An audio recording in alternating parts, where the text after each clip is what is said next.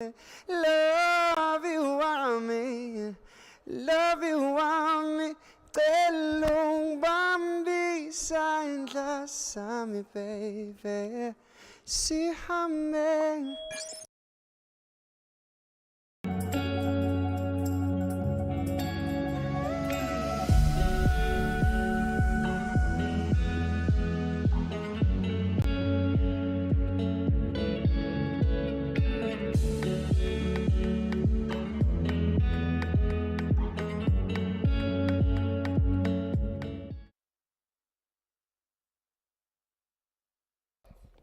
Welcome back to the Boardwalk Casino, the beautiful city of Gqeberha in the Eastern Cape.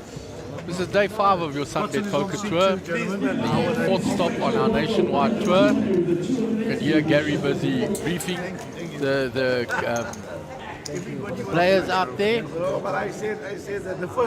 And we bring you the 6 Max tournament now. In Seat 2, Howard Lipman, 43,250. In Seat 3, Davey Han, 37,400. Seat 4, Faisal Dawood, 71,950. Seat 6, Yuri Hartov, 32,650. In Seat 7, the gentleman, Mr. Harold Brooks, 24,400. So blinds are 100, 200 with a big blind ante of 200. Couple of tables out there. There's also a free roll satellite going on. So we move on to our first hand in the 6 Max.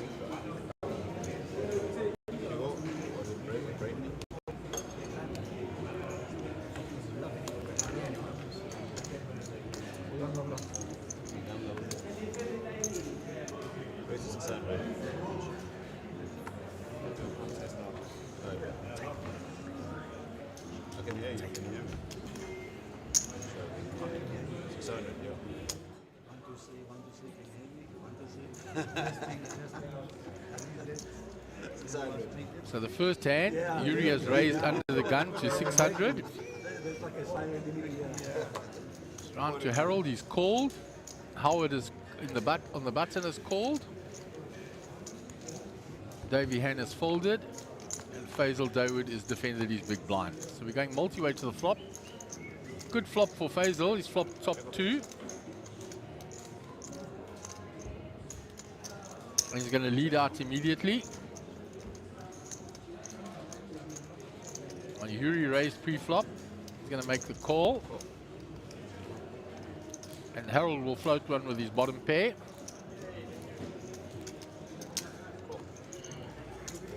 And Howard with the best hand pre-flop from the hands we can see is out the way. 7 on the turn. Faisal still has 2 pair. He increases the bet. Yuri comes along. Harold will get out the way.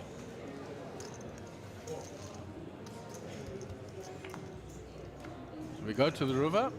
9 on the river. There's a 4-card straight out there now. Faisal checks. It's checked down. Check, check. You can go to the flop cam. We can see Yuri's cards. They are into the muck, and the pot goes to Faisal, and Faisal will scoop with his 2 pair.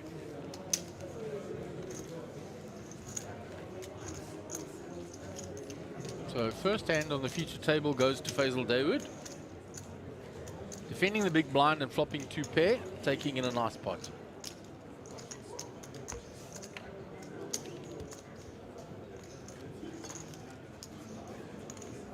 See a couple of tables out there. I can see Max Devison out there, Stephen Courtney, Sugain, Olsugi, etc., all taking up their seats in the 6 Max. And on the left-hand side, we have the free roll satellite going.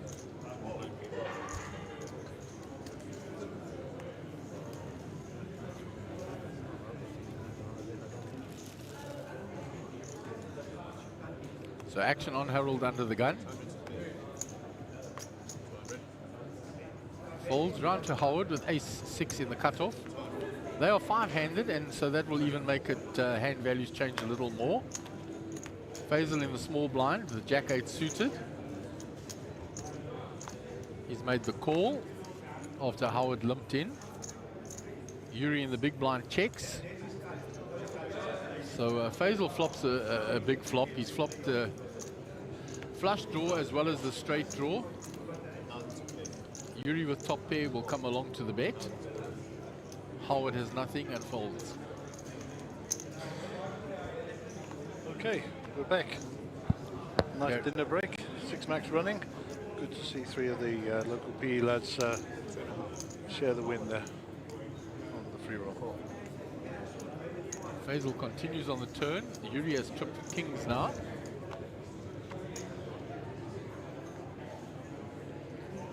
Faisal now checks. He's hit his jack, but he's missed his flush.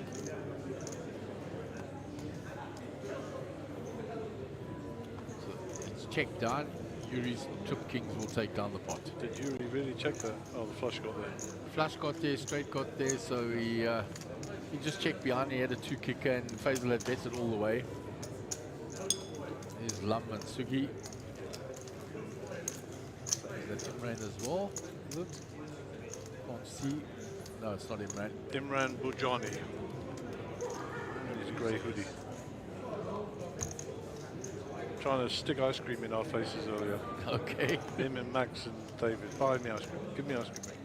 I'm like, leave us alone. They were having a lot of fun downstairs. Nice. Mr. Howard Lippman, welcome to the feature table. Always a pleasure to have you with us.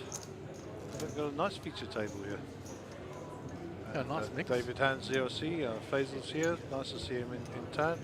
Yuri back again and Harold back again. So one seat open, that'll be seat 8. Just for the people out there, we're not using seats 1, 5 and 9 on the table. So we've got 3 one side and 3 the other. And that is how we've set up our 6 max. And symmetry, of course, but more importantly, we get the best camera angles on all of our players. For example, now you can see 3 players, 1 camera. Okay. So we're going to play, I think it's 10 levels tonight, and that'll take us through to 1 o'clock and gone in the morning. So strap in, folks. Get your kettle on. Get some caffeine inside you, because you're going to need to stay awake till late to see the excitement.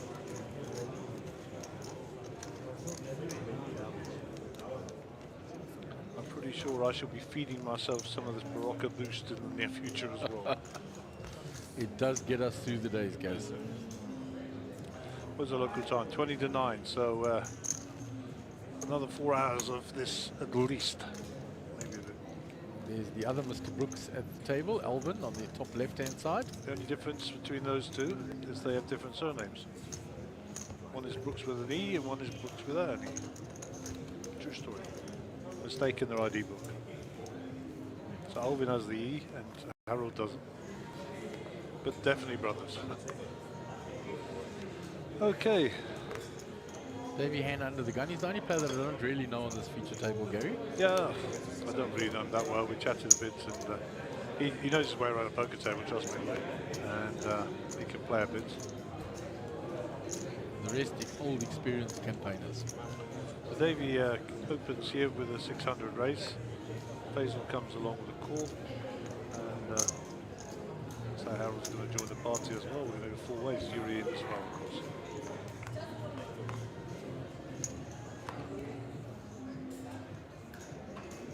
King 9, it's 2 spades, 5 of clubs. A little bit of everything. 2 pair for Howard Lippman. I was going to say, Howard has got the 2 pair here. Probably in the best shape at the moment, or definitely in the best shape. The pre-flop raiser has a gut shot. Yeah, so check from Howard. That'll induce a bet from Davey. He's got the gut shot straight draw. Faisal hit bottom pair but folds, and Yuri hits the flush draw. We'll see him go anywhere. Yeah, he calls. Let's see if Howard pumps it up now. Yeah, he does. He raises it. Check raise. So Davey hand to act.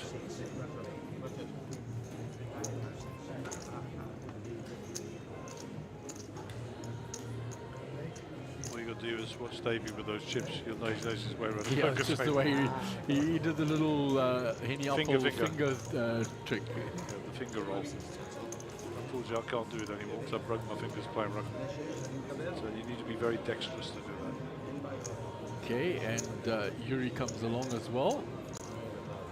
So we're going to go three-way to the turn.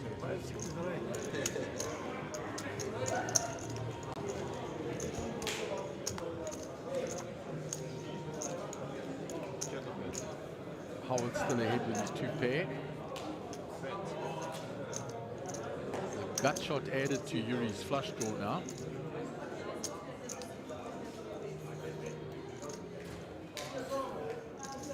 Yep, sensible move. Davey gets out the way of the 15k bet. Yuri, a lot of outs. He's got the gut shot straight, he's got the flush draw. And he's got a big smile on his face, as always. It's a fair price though, he's only got 19.2 behind. So he's got to commit almost his whole stack, and that's why he folds. Yeah, I mean, pay for your draws, you know. Always. Howard played that very well. Very accomplished player, Harold. People wouldn't even begin to imagine what his poker CV is like. Absolutely, played all over the world.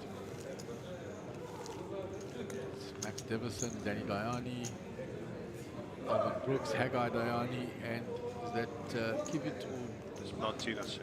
Kivit is there. Mr. Azam was on there, Davey. He's out. I saw him downstairs in his restaurant. We had a chat for a bit. Then he went back upstairs and joined in the satellite. And he's been all in 6 times blind, and he's still there. And Ed Gantizano wandering into the poker room as well there.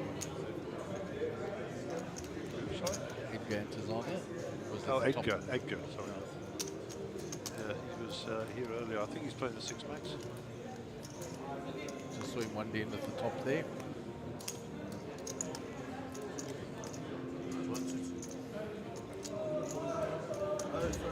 Faisal carrying a few chips forward here from the other table. Yeah, he's looking quite nicely stacked. He's got ace queen here. It's in the raise. Yuri folds, round to Harold.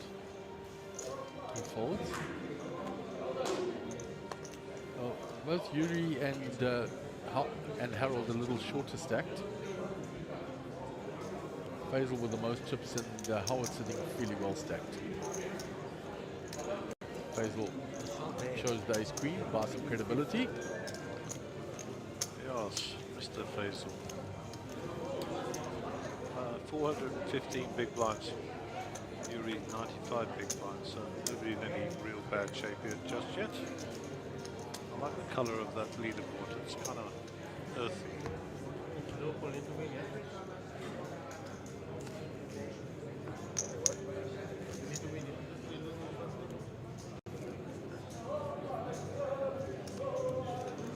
So you say you had a chat with Azam, he's loving his poker, he's really been involved in just about every tournament here. All he has to do is learn how to play.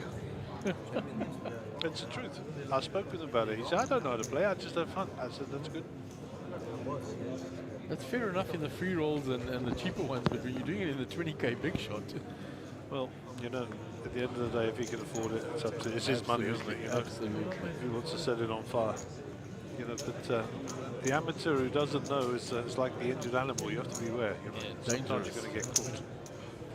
He punished more than a few players. The end is normally the same, but the route there is somewhat entertaining. Yeah, and the casualties that go out from him are not happy. Definitely.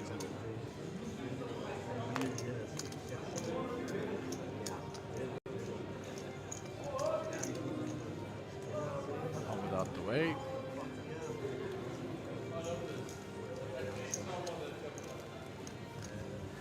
There is Martinez. Max also wanted to buy me an ice cream. I mean, the word's out that I like ice cream. Currently gets. Allegedly.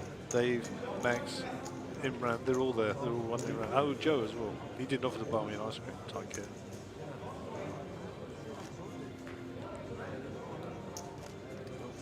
It's only allegedly that you like ice cream. Oh, I like my ice cream. I don't care what people think. But I like the soft serve the best. Just the normal plain vanilla. No.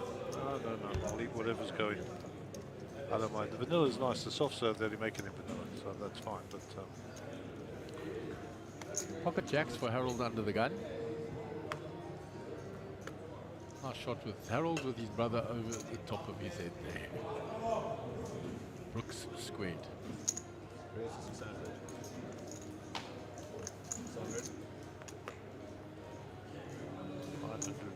Subscribers. So Harold is raised. Davy Hand calls on the button with a 6-4 suited. And Faisal comes along with the 2 red 6s. Yuri says, I've got a price, and comes along from the big blind. Well, how's that for a flop if you Davy Hand?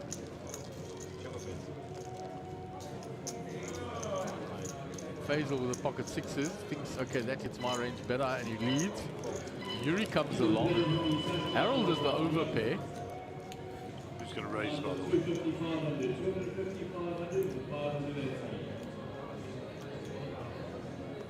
He raises, exactly as you say, Gaz. Davy Hand's going to look disinterested but flat. Yeah, here it goes. Faisal as well comes along. Yuri gets out the way. If a jack comes, it's going to be brutal. Or a 6. Yeah, it'll be the case 6, sure.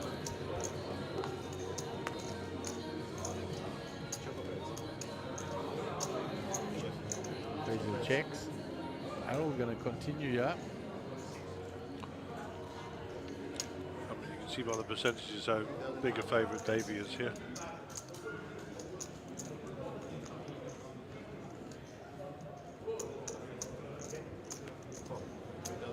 He's looking, as you said, so nonchalant and just tossing those chips in. Faisal's a non-believer all the way as well.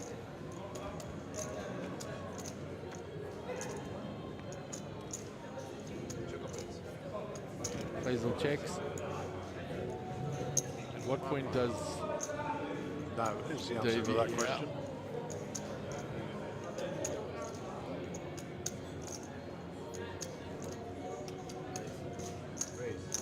Here comes the raise.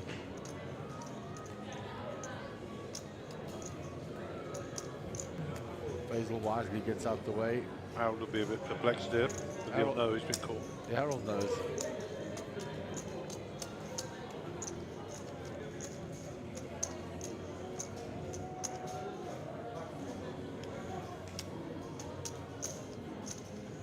He's putting Harold all in.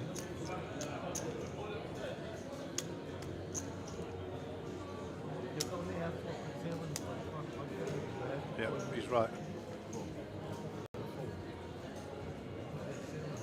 Sees the bad news, shows the jacks. He taps the table. Harold's a gentleman as usual, very gracious. Big scoop for Davy.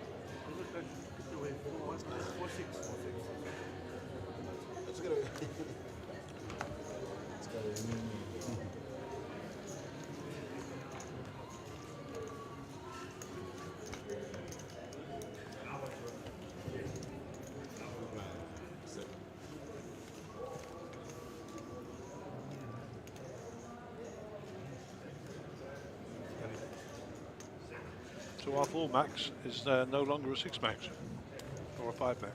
Yeah. Our 6 max was a 5, and as you said, now 4.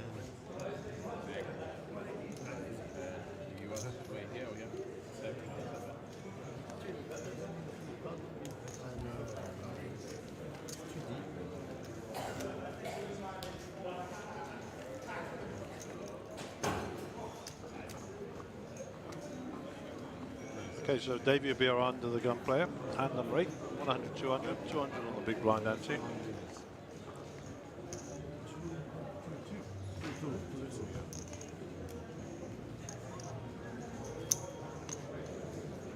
שתיים. נוסעים לירושלים. When did you come in? 1984.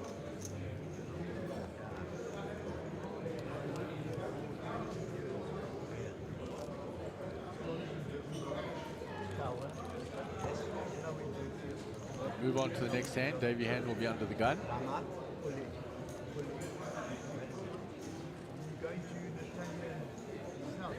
that I don't know the area.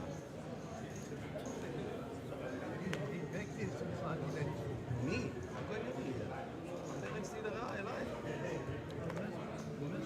No, I don't. 6-5 time, he folds. No, I'm not doing. Round to Faisal, pocket aces. No, we did end of Jerusalem. Haifa. He raises. No, no knowledge. So he has action. Ace King versus Aces.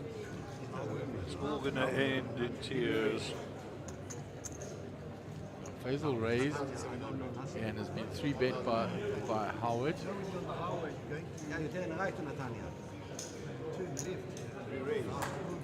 4-bet now by Faisal. No, you tell right. Come from Haifa.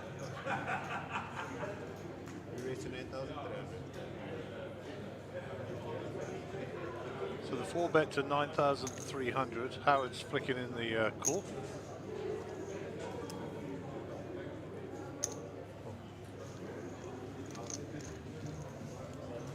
If he gets a king high flop, he's going to be in a lot of trouble. Jack 9-9. He's missed the flop, fortunately for him, because he can give Faisal any big pair now based on the pre-flop action.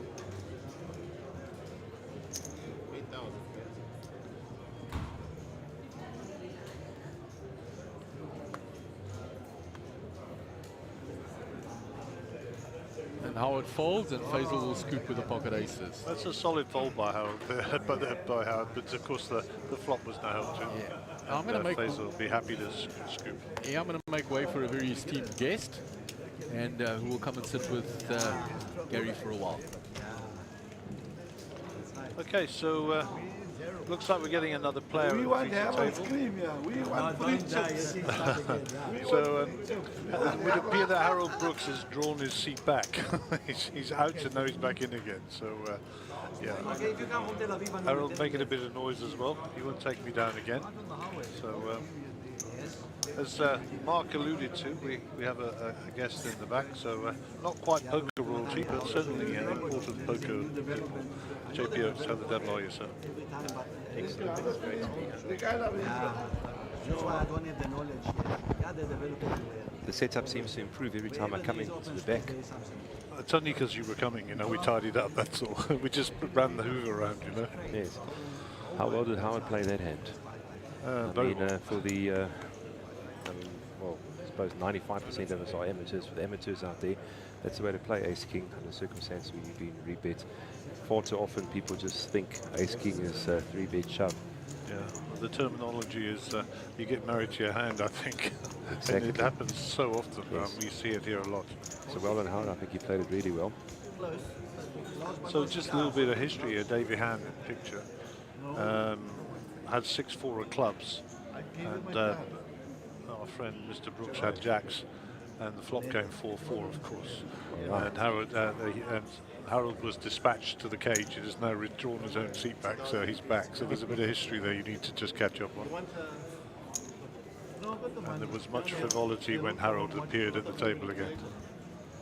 So yeah, so we're back at the action here, and two-handed. These stacks look quite big. Starting stack was 25, right? Yeah, I believe so. If I tell you that Mr. Azam was on their table before he came to your table at the satellite, you'll understand. I understand. That explains some of the chip stacks, and of course 6-4 would explain the balance. Yeah, I bumped into Mr. Azam downstairs during the break. I don't know if you know, but he's the purveyor and owner of the curry house downstairs.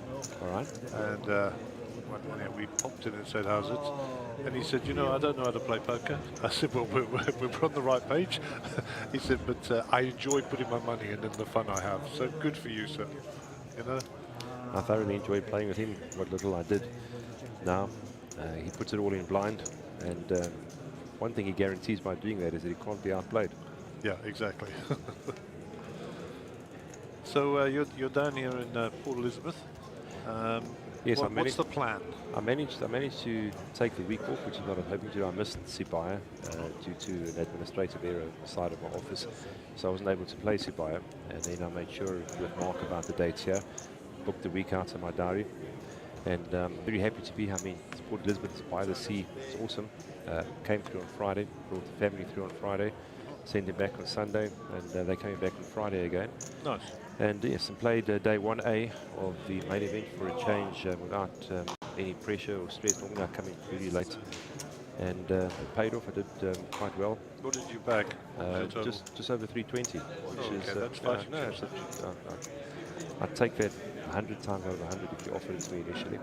And then thoroughly enjoyed the free roll, and I played the little slam, which of course, to my mind, the pros will disagree with me. To my mind, the little slam is the best tournament of the lot. Yeah, same structure as the high roller, of course. And I think that is the tournament that's going to encourage more people to play poker than any other of the tournaments. Yeah, I think so. It's a taste of the big time, but at the small time prices, which is kind of the attraction, I suppose. But also, if we look at where the poker market is, 5K buy-in is just steep enough to give it a bit of bite, so that you take the game seriously, and there's enough money on top to make the final table quite interesting. And so I think it's a perfect blend. Yeah, I think it paid nicely, and as you say, since the inception, it's actually travelled very well. It has. It's travelled very well across the country. I think undoubtedly, if you look at the numbers, it is the most popular tournament. And let's face it, to win one, you've got to get through a field of anything of 150 to 250 players, and with a wide gap between abilities as well. So sure. it's a typical poker minefield, as you and I would call it. It is, because as you know very well, sometimes it's tougher to play against the inexperienced players than the experienced players. Because you might think you're representing something, and they look at their cards and say, well, they have absolutely no idea what you're representing or trying to portray. I've hit the board, and I mean, how good can you be? Yeah. It's easy to get a good player to fold. Yes. Yeah. So what do you know about these people? Do you know Davey Han? We were just discussing. No, I don't know Davey at all. Obviously, Harold, I know very well. Played with him many times. Yep. The rest of them are very familiar. Howard Lippman, I know, yes. Davey stuck the chip across the back of his hand, a la Henny Apple. Okay. And he did it without faults about 4 times in a row. So I kind of figure he knows his way around a poker table. Well, certainly. As they say, everything you do or say at a poker table gives away information. Is he local? No idea. I'm checking it out. I'll get a bio on him at some stage. But very brief chat I had with him, introduced him to the feature table and the rules and regs surrounding that. He seemed to be very knowledgeable straight off the bat, very confident. You can see the way he sat at the table, kind of leaned back and using his space, and that, very comfortable there. Certainly not his first rodeo, that's for sure. Of course, next to Faisal, who we all know and love, who's trying desperately to hide his telephone under the table there. He's obviously got something interesting he's watching. He won't be watching the stream because it's not live yet. But well, knowing Uri is, well, I don't know him that well. Played 1 or 2 satellites with him. He's loose aggressive. Yeah, but a comedian to boot yes, as well. Laughs all the way, winning, losing. I just love his accent. Yeah, he's Israeli, huh? Yes. Yeah. I played a bounty tournament once upon a time with him. I must have won about 10 bounties. Really? There was a mystery bounty which was substantial amounts of money. And I kept on picking up 100 Rand, 200 Rand, 200 Rand, 200 Rand. He won one. I got the jackpot, and he let me know all about it. And he did a dance around the table. So he's a lot of fun to have on the table. It's great to have characters like him. You know, Faisal, very accomplished player, we all know this. But Faisal's not really an entertainer. He's just kind of quiet, plods along, does his thing. Very respectful, and you hardly know that he's on the table. But really, you know he's on the table. Well, this guy in front of us at the moment, we're looking at Howard Lippman. I mean, he has a very, very accomplished poker CV. Yes. I mean, he's travelled worldwide and played, and got some very good results. And once again, not overshadowed, but lesser known than his son, because his son is the complete opposite of him, of course. Yes. Darren likes a chatter at the table. He doesn't stop talking. Yes. And Howard's the quiet man of poker, so, if it wasn't for the fact he's the spit out of his mouth and you think they both spoke the same, you'd never know it was his son. But they're very alike in terms of their looks and the way in which they talk, but that's where it stops. This is an interesting pot. We've got multi-way here, 5-way, which is unusual given it's a 6-max hat. Sure, I think the pots are big. I don't think, well, obviously I'm immediately wrong. I see Davies reaching for chips. I don't know how he makes that call respectfully. It's there's nothing on for him over there. No. Harold doesn't believe the ace, but the pocket twos. I think the book says you fold over there. Yeah, I think that's a speculative peel for a little bit of hope on the turn there, but I think this will be bet fold for Davey. He's invested enough in that. Well, how it's betting to protect a flush draw, and obviously his board's becoming a little straighty. Davey, this is the time to surely Davey doesn't call here. Unless he's lining something up for the river, you never know. Could be. If a diamond comes, I suppose he could try and represent that. But then what he should do now is perhaps put in a check raise. Rather, he should. That was probably the best. Yes. Harold is quite capable of making. He folds. No value, as they say. Well, and Howard showed him the ace. Get some credibility, not that he needs to. Not needed at all. We have this thing about watches. That's a Tag Heuer Calibra. No, this is a Gran Carrera. Gran Carrera, yes. I don't know who that belongs to. I have a Gran Carrera. Very nice time. I got one as a gift recently from a client who was happy with the result. Good. Well, there's a few of us, and you probably know I collect watches as well. So yes. Kind of when Mike Collett's here, he's always finding watches out on the thing. We have to ID the person on the watch. I mean, Edgar, who's here tonight, has got a very, very nice bespoke Breitling. Okay. It was a stunning timepiece. Maybe I shouldn't say that on the air. You get followed home. But, yeah, hello. Welcome to South Africa. Edgar would welcome somebody to follow him home. Yeah. He'd start up a conversation. But they actually have a Rolex gang in Gauteng, as you put. Yes, no, I know. I have intimate knowledge of the Rolex gang. So I have a Rolex which I inherited from my father. All right. That stays in a See, deposit but how cool is that? I mean, that's something about a watch, a decent watch. And tags, I'm a big tag fan. Yeah, something you can pass along. Now, here's an interesting hand developing, because I think that Harold can bet Howard off this hand. Well, he's certainly capable. Yes. So both players holding one heart. Check by Harold, check back, a little bit of mutual respect. Faisal's having none of it. We don't actually know what Faisal has in his hand, to be honest with you. He has his phone in his hand, Gary. Yeah, of course. And it's all folded.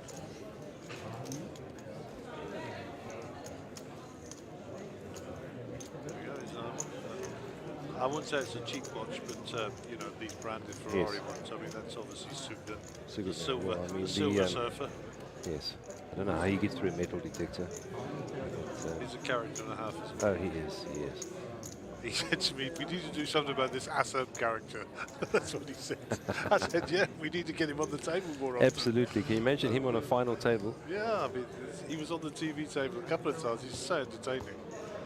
You know, I mean, he gets so excited as well when he gets ahead. He just can't wait to get it in. That's what you want to see. I mean, far too much, I think, in many respects, we encourage this sort of,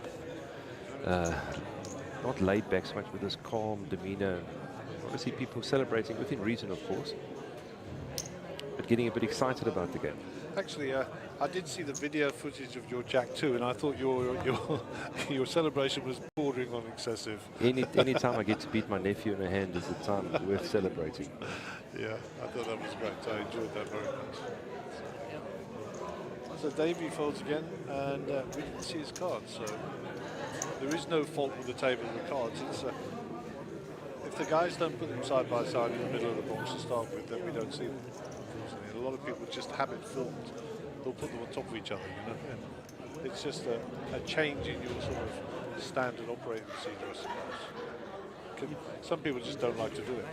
So insofar as the race to Vegas is concerned, I accept that you've told our viewers that Mr. Howard Brooks is way up there. As is his protege. I don't know anymore who his protege whether David is his protege or whether he's David's protege, because it's amazing the results they've had. I mean, they've just done so well. We were having a discussion earlier, you and I, about so-called gambling aspect of playing poker. You and I both agreed that when you look at the top 5 or 10% of players in big fields where you've got decent structures, it's always the same players, same faces, one or two.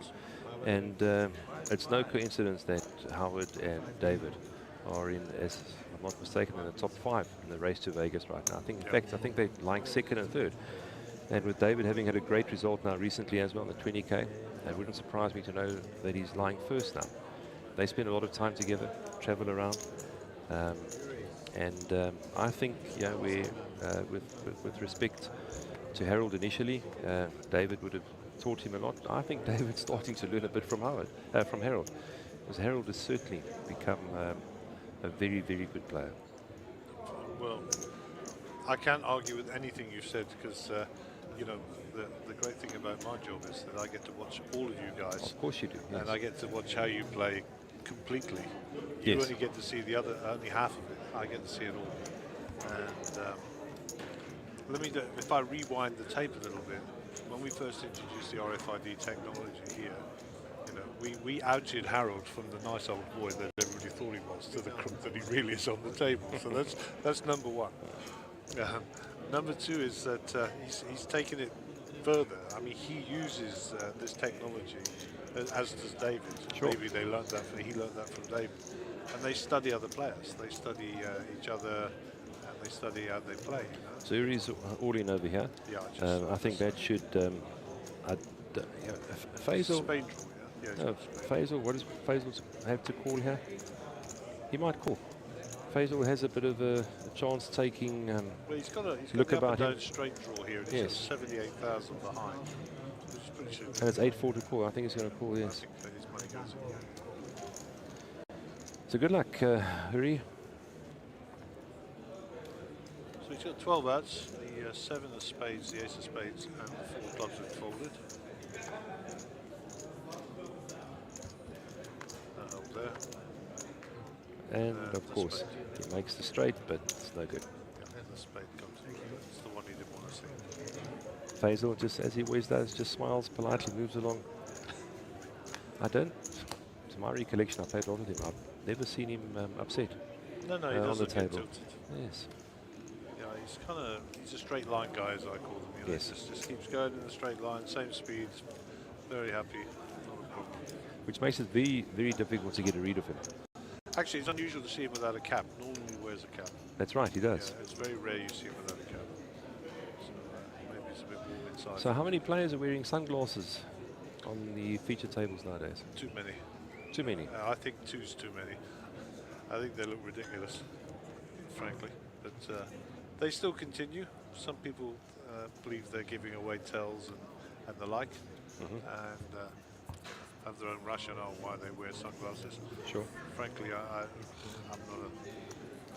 I don't wear them, and I don't particularly like them at the table. Yes. Other people, if Abdul Lesser turns up at the table, I just expect him to put them on, and that's Abdul, because he's always worn them. You know? Yes. Nothing new about him. I mean, It's the young lighties when they turn up and all the antics and, you know, the mannerisms they picked up off the TV that kind of grind me a little bit.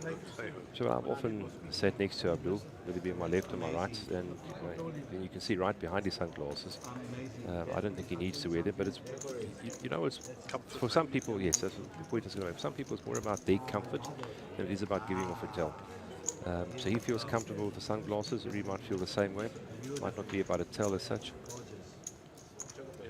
I was watching Guppy last night. You know, Yes, I mean, he looks like the Return of the Mummy. You can't... And he's got this blanket he wraps around his Sure. neck and all this stuff there. I think it's a bit OTT, to be honest. But what I would say is it's actually nice to see him back. Yes. You know, he's been away for a while. As Steve Courtney joins us on the feature table. He had a moment last night, which we'll discuss in a minute, but that was quite entertaining. I was on the table at the time, yes. Yes, yeah, of course. Yeah.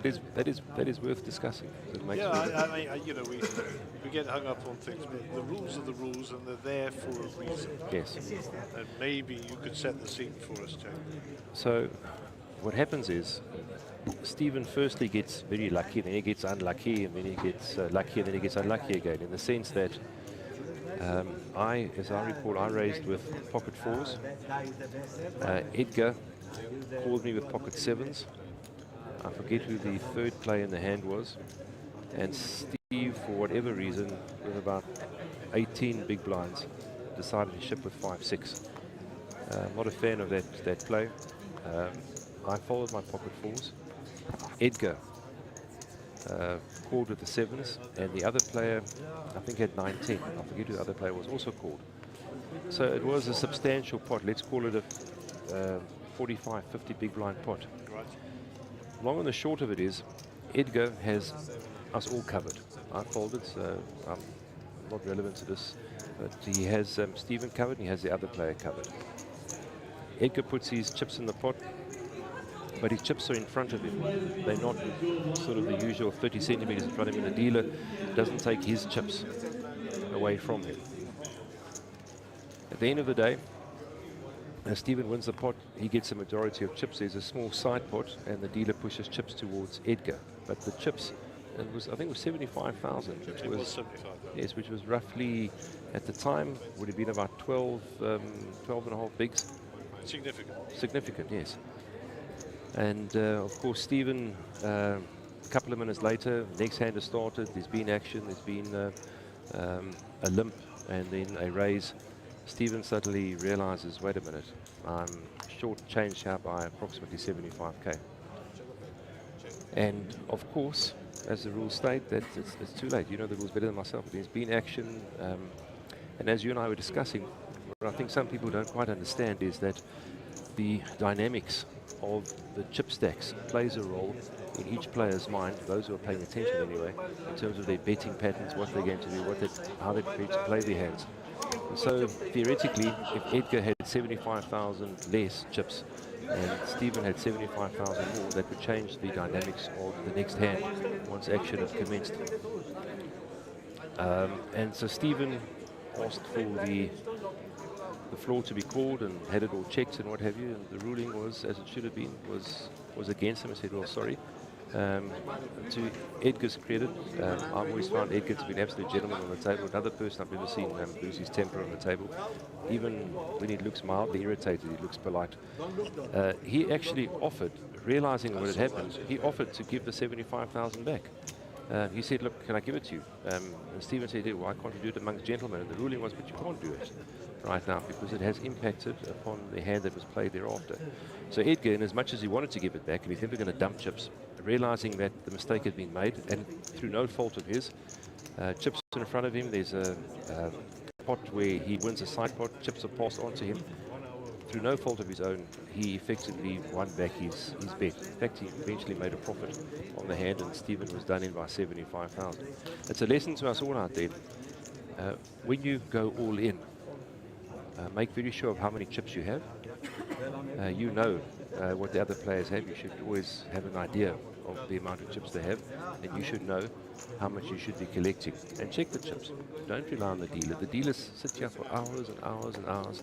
No, they make mistakes. And when there's as there was in that case, a three-way all in, and there's a person with 60,000 chips, a person with 75, and a person with 90, and you're not sure who won and how the pots must be divided and what have you. They can make mistakes, and it's up to us as players to make sure that that we're not shortchanged, and to assist the dealers in some regard. Now here's an interesting hand. Stephen starting to get a little bit short in the sense that he's got, let's call it roughly 25 big blinds. Just to make the math simple, it's more than that, but just roughly. I don't like a call over there. There are too many cards beating you. Top two for Davey Hand. Yes. And now he gets, now he starts thinking, must I stay in for the gut shot? And his problem is, if he hits his 9, he's in trouble. Big trouble. So we're losing Faisal there. Davey has to bet over here because he has to protect the straight and the flush draws.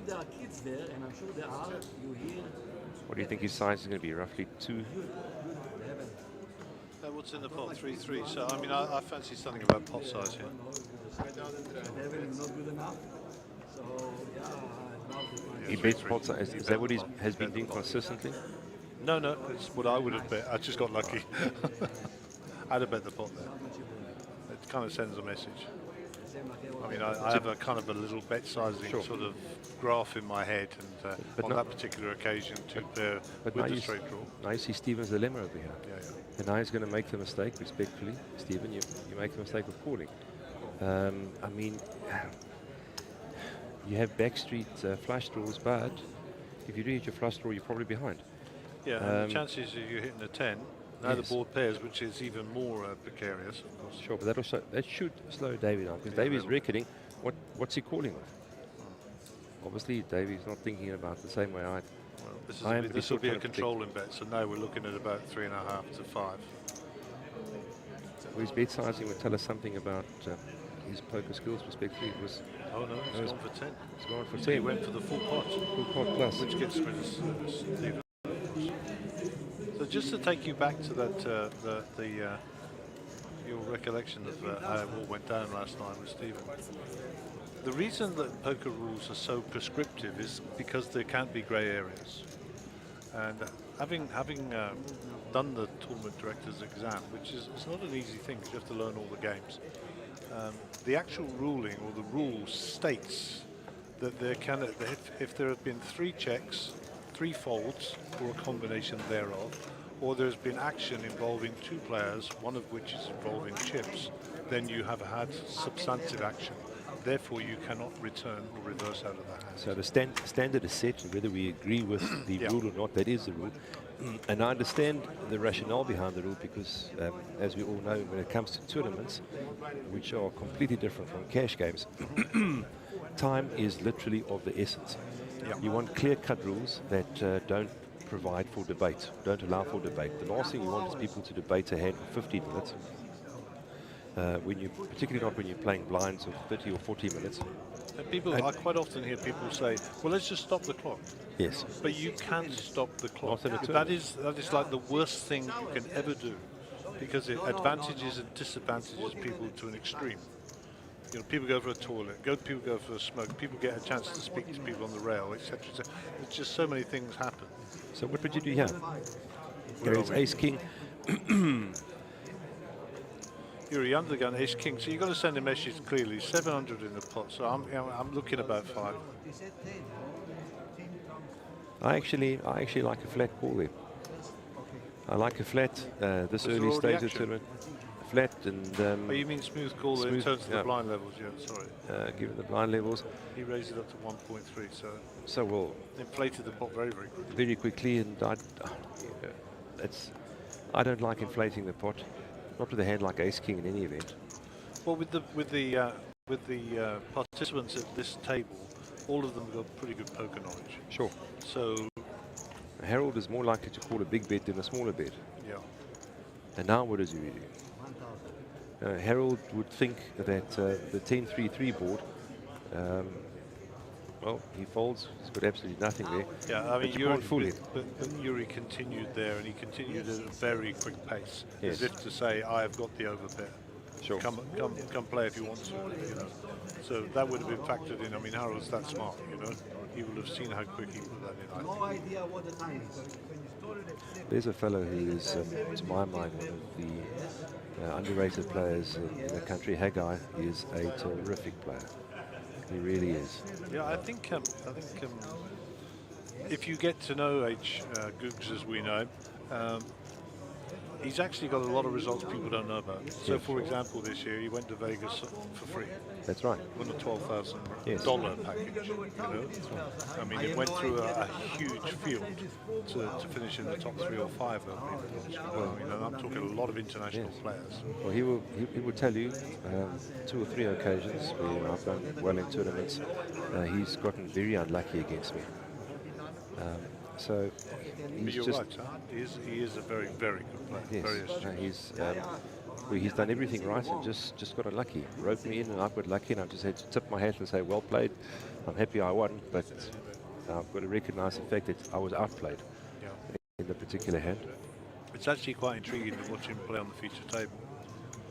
and the way in which he manipulates the people rather than having the goods. Yes, that's right. Let's get back to some action here. Yes. Howard is called. There was a raise by Harold with his ace-9. I like the call with 8-9. I don't like the call with queen 9. I think that is particularly loose, but that Faisal can change gears very quickly. Yeah, Faisal's the big stack at the table, so he's floating a few pots looking to get lucky here. So 2, 4, 5 of clubs. So no real help for anybody here. So I would have actually fancied a bet by Howard over Yeah, here. the Sheva. Let him know exactly where he stands, anticipating on that sort of board that most people would have missed. Now, of course, picks up the queen. yes. Seva. And of course, Faisal now, you're absolutely right. He's now also hit the top pair. And, That's a problem with the queen 9, queen 10, queen jack, even king queen. You hit your card, more often than not, you're going to be behind. unless you pink a 9 on the river. Of course, which is why he should have stayed with the 8 of clubs. Because if he had bet, he's 8-9. And that's 5-2-4 is not a bad board for 8-9. He were one of the clubs. Yeah, I'm going to say it is a little bit straighty, and it's about ranges then, isn't it? I mean, Yes. everybody's going to put Harold on the higher cards, and you know, the third caller is the guy who's going to have the small cards, because you know his mind is valued in, etc. And Howard would have, for some reason, people think that older players are tighter, less likely to take chances. There's some kind of poker method. For some reason, younger players cling to that. Although on this table, you know, players are certainly perhaps a little bit older than normal. Older than normal. Older than normal. What is normal? Let me tell you, this game makes you older. All right, so I would call myself vintage now. I'm Vintage, over yes. the 60. So let's say they're one or two vintage or at least veteran players. Over here. Veterans, okay. Stephen is certainly not one of them, but the rest are veteran players. And veteran players have an image amongst younger players of being tight. So if he had bet that, and in the position he was, I think he may have got respect for that. Yeah. Having played a lot with Stephen, he likes speculative hands such as this. It'll be interesting to see how Howard shapes up against him. We don't know what Howard's got. Well, I have we spoke earlier about a great advantage of sitting here and watching. I have a picture of Stephen in my mind, of course. I mean, I can range him straight away, and I think. And once again, I'll just, the caveat to this is that we don't criticise players here. This is an observation, and you know, take it for what it is. As you and I have said before, if we all played exactly the same way, then It'd be pretty boring. And yes, it would be exceptionally so. Yes, but Stephen, as you say, he's a little bit looser than the average bear when it comes to, and he loves the value. He loves to be at the end of the queue. Both in terms of betting and in terms of calling. Yeah, indeed. So that's kind of where I've got him. So Harold's picked up the 8 here. You know, Howard, I would imagine, can't see his cards. I imagine he's on a flush draw, and or maybe 6s or 7s. I think he's on. I'd say 60% of the time he's on a flush draw. He certainly doesn't have a king in his hand.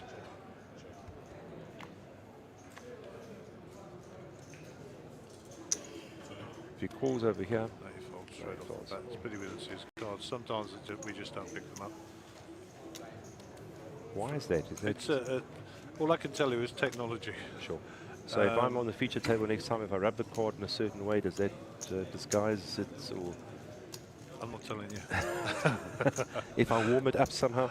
Listen, I mean, there's no secret, there's no magic. Sure. If you put your cards in the center of the box side by side, we should pick them up. The only reason we shouldn't pick them up is if there's a bug in the system or one of the cards has gone down. I mean, these things have got a... you've seen inside the cards. They've got Yes. this kind of helically wound antenna inside, which is then squashed and flattened. There's no power source. The power source is in the table in the form of a sensor underneath the box. And when the two come together, we pick up the identity, of which there are 64 million combinations. So sometimes the antenna stops working. You know, the things get tired, they get worn. I mean, they're guaranteed for about 20 hours, but very rarely they last that long, particularly if you've got a Baccarat player at the table. So Howard raised here. He's going to raise to what, 800? What is he doing? So 3 times What's in the 2x? box? 700. in the box. So he raised to 750. Well, He raised to 1100. Now, this is classic Faisal.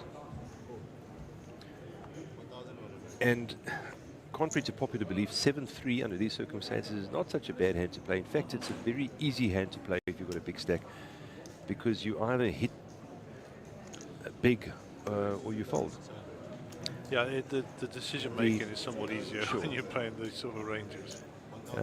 King Jack with his 3-bet. Yeah, if you're going to play King Jack, I suppose that's the way you should do it. To qualify further, though, you know, Faisal does have the ammunition in reserve at the moment as well. So and you can see something something you've got to understand about Faisal. He's a very speculative, adventurous player. Trying to bet him off pre-flop, unless you're all in, it's not going to happen easily. Yeah, so the Jack with the King kicker for Harold, and the King. The up and down straight, up and down straight, and the 7. Everybody's got something. Don't be surprised if, depending on the bet, 5-1. So Harold with the top pair and second kicker here. I'll be surprised if Faisal folds over here. Yeah, Howard. So you see that both Harold and Howard have got 43% equity in this. Well done, Faisal. Faisal folds. You're calling with 7-3, hoping to hit what? A 7. When you do, you fold, but the betting is what determines your action.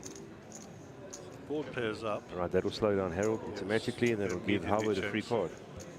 Howard with position over here, but Harold has never folded.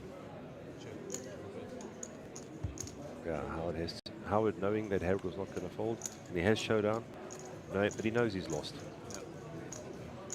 At the up and down. Catch you next time. 10,900. But on that board, even if the up and down had come on the river, I don't know that there'd be much betting. Yeah, a lot of the other hands come in, of course. And they could be easily repped or actually beat. In actual fact, I've got there. So you're right. So PE is a great venue. Yes. I like it here. I just feel at home. I don't know why.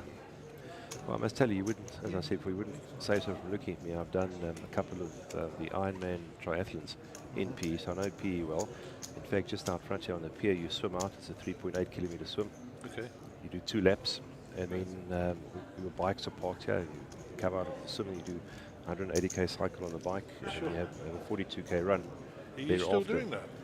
COVID slowed me down tremendously. Jeepers, I'm getting tired talking about it. COVID slowed me down tremendously, but with a bit of luck, if things work out, I'll be back next year. Funny story, I only compete to finish. I just do it for myself. But the first time I ran the Comrades many years ago, my youngest brother was in, I think, what was then Standard 1. And I don't know if you know how the Comrades works in terms of the medals. I do, right. yeah. So anybody listening who doesn't understand, if you finish between 10 and 11 hours, you get, rather between 9 and 11 hours, you get what is referred to as a bronze medal. When I first ran it, you had to finish it under 11 hours. I finished it in like 10 hours 57, so I just scraped through by the skin of my teeth. So I get home, and my brother, sort of hero worships me at the time, wants to know, he says, great, well done. What position did you finish in? Got a bronze medal. So I say, look, let me put it this way, I've got a bronze. He says, 3rd, well done. And he goes to school and he tells everybody his brother came 3rd in the Comrades. And the school's inviting me to come and talk to them, the athletes. I had to turn it down politely, say, no, there's a misunderstanding. But I love PE. I've been here many times to train when I was doing the Ironman. I love this hotel. The indoor swimming pool over here is tremendous. The outdoor pool is great. And the fact, the close proximity to the beach is terrific. And this venue, everything just feels spacious. Even sitting in the back here with you, it just feels like you've got the one thing I will say, which is the flip side of that, is I do not like the new mall. Oh, I see, yes. I like the old setup a bit. I like the different restaurants. And the real Boardwalk. Yes. When we had wood under our feet, and there was a kind of a Parisian feel to that, sitting outside, the coffee shop and watching the people go by. I You could agree. have been sat in the Piazza Milano or something, just one of those great sort of people watching spots. I'm watching some interesting. What Harold bets, did he bet 750? Raised to 850. No interest from anybody. Nope. I imagine, by way of introducing the 6-handed game, you would have explained to the viewers how ranges open up. Yeah, I was I've done quite a bit of work on Six Max. It's actually one of my favourite forms of the game, and typically it's normally the aggressor who wins rather than the better hand. You Yes. know? So that's the first thing you need to understand. Secondly, you're absolutely right. The ranges will open up, and although we have got some speculative players at the table, I mean, you should be more speculative. Yes, you should. And you should float more often. And it's relative to stack sizes we've discussed or alluded to with Faisal as well. So, Look, it's not the blue flag event. It's not. It doesn't compare with the high road or what have you. It's the sort of event that I would like to see. A proper 2 or 3 day event with a lot more chips, better structures. I think it will become a fascinating event then. It is a 7K buy-in. We don't have a massive field this evening, unfortunately, but also it makes for a quicker game. There's more action. But if there were longer blind levels, more chips, I think it would be a fascinating game. It'd take on a different level. yeah, I think I concur. Apart from the blind levels, I think 40 minutes is sufficient. And Yes. personally, having sat here and watched 40-minute tournaments, 20-minute tournaments, and etc. In terms of being a bit deeper, no problem whatsoever. And there's other sort of benefits as well. I think the dealers improve with the Six Max because they have to deal faster. That's right. You know, and everybody knows that a fast game's a good game. You know. Yes. So that helps, particularly with the younger dealers who are still learning. So you know, players aren't getting on their case, but you know, the game just pushes you that much quicker. But also, I think if you have a bigger stack, let's suppose the starting stack was 50K, I think that would actually encourage action. Yeah. Would encourage action because the starting stack of 25K, in as much as you should be widening your range, you've also got to be cautious because particularly, I mean, in the next 2 or 3 levels, you're going to be sitting with 20 big blinds. Whereas it was 50K, you'd still be sitting with 40 or 50, and I think you'd see players playing a lot more hands. And then it encourages post-flop play, and obviously turn and river. I've got to say, I mean, we've sort of discussed a couple of what do you think, how much is he going to bet type scenarios here, and for some reason people seem to be betting much higher But in the Six Max. this is why I'm sitting out the Six Max tonight. I want to be fresh for the high tomorrow, and I'm looking forward to having a quiet day. But I appreciate the opportunity to come and sit here and commentate with you and watch. And I picked up as well the fact that the bet sizing is different. Very splashy. Very splashy. Yeah. Much higher. Harold traditionally would be betting 2/3 of the pot. Yeah. I think traditionally or orthodoxly is probably the right Yes. word. Yeah. You know, because we all have that model, you know, of the, you know, half pot, 2/3 pot, full pot, etc., depending on where you sit. But So talking about the race to Vegas, how do you understand the system to work? Is it finishing in Cape Town? Does it run through to Times Square next year? I've got to be honest, I don't know is the answer to your question. And I think it's because I'm not involved in it. I see. I don't have a vested Well, interest in let me it tell at you, all. it's an exciting initiative. It really is. I think Sunbet and MJPT have done really well to bring that in. I'm sure you remember in the Peak days, that was one That's how Raymond Rowley got of the incentives. Yes, I mean, Raymond sat there getting blinded out. I actually thought I'd be able to come and tell a story this evening, because I discussed with the possibility to come to commentate. I hope to come and tell a story of when I had 30,000 chips left in the free roll, of how I laddered up to like 3rd or 4th, while everybody else was knocking each other out. Fortunately, it didn't work out that way. Yeah. But I mean, that's how Ray got to Vegas, and he played the way he did because the Vegas trip was on the line. Now, if you look at the last tournament in Sun City, the final table, and obviously Boza, nothing gets past him. In terms of the deal making, This was Sun City, yeah? Sun City. This is where he got Sun a City. bit frisky at the end. yes, this is where the points, and you get a tremendous amount of points if you do well in the main event. Yep. And David was aware to the impact that his position in the main event would have on the points he made, and he maximized that. Let Keenan Pinar self-destruct. Yes. That's exactly what Keenan he had no interest in going anywhere. No, he was- But I mean, David was aware to that, and he got the points because obviously an arrangement was made amongst them in terms of how the money would be split. But the points were massive. Yeah. And I think David has all but guaranteed himself a spot in the top 5 as a result. And so the points brings in, particularly when it comes to final tables now, brings in a new dynamic, which I like. I like that. I like there must be something else. It's not just the trophy anymore. It's not just the bragging rights. It's about the bigger picture.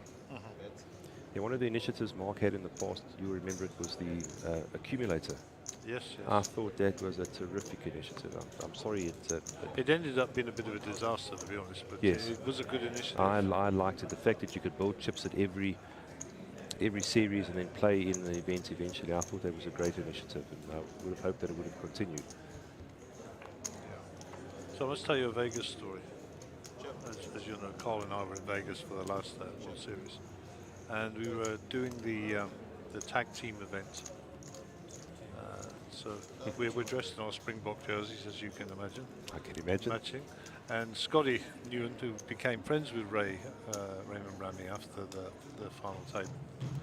Scotty Newen says, "South Africa," and he shouts across the room. And of course we waved back, and he says, "Say hello to Raymond for me," after all these years.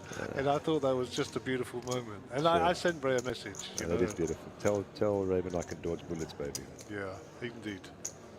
What happens if a club comes over here, everything slows down? Whoa, Stephen, I suppose that's why you keep on playing. Yeah. And Harold now thinking he's safe. Now, what do you do if you're Stephen over here? Stephen, think about it for a second. Give Gary and myself an opportunity to contemplate what you should be doing. There's 14 in the pot. Harold bet if he's scared of the flush, he should bet small for some thin value. He's just going to call, but he should be raising. Yeah, he's got to raise. He's just going to call. He raised 8,000. Well done, Stephen. Well done, Stephen. Well done. Harold is going to call. He's clicked him basically. He says, "I know you got a 7." Well done, Harold. Well played, both of you. Well, Steve kind of gave it away. He said, "You got the 7," and he nodded his head. I mean, that's a bit of a tell where I come from. I'm sure Harold picked that up. Oh dear. So I won't bore you too many Vegas stories, but imagine the scene. There's like 20 urinals in a row. We're on a break, and I'm in the very far left-hand one against the wall, and Phil Hellmuth comes and stands next to me in the next one. And I look at him, and he's quite a big unit, Phil. Yes, he is. He's a big boy. And I said, "How's it?" And, you know, as you do. And he says, "I have a rule, chum." He says, "I don't do handshakes, and I don't do selfies in the toilet." And I said, "I didn't ask you."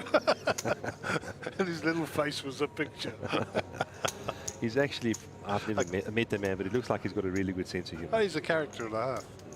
Yeah, so yeah, I won't bore everybody with all our Vegas stories, but we had a lot of fun, and I really thoroughly enjoyed it. And we walked and walked, and we walked most places, and we were doing over 20,000 steps a day. That's a lot of well done. Yes. Yeah. And we felt good for it afterwards. I mean, especially in 40 degrees, but small backpack, water and spare water, you know, and a cap. That's all you need. A bit of sense. That's all it takes. Looking at this field out there, I see Max is out there. Obviously, yeah. I mean, a really good player. We are so fortunate in South Africa to have these, on the one hand, fortunate, I suppose, for people like myself, a little unfortunate, to have these really world-class players. I mean, there's Imran, and I can see Lum, one of my favourites, and he is. He's a character. He's a character, and he is a really, really strong player.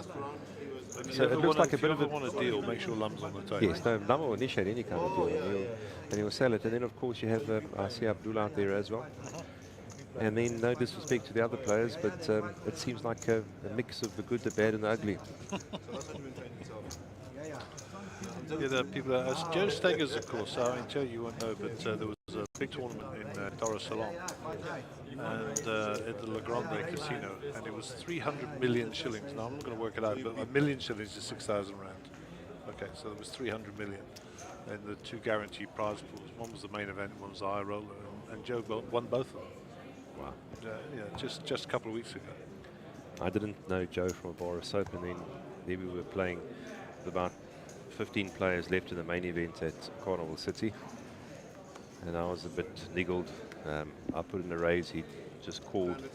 The flop favoured me, the turn favoured me, and the river made me feel a bit uncomfortable. I put in a bet on the river, and he went all in.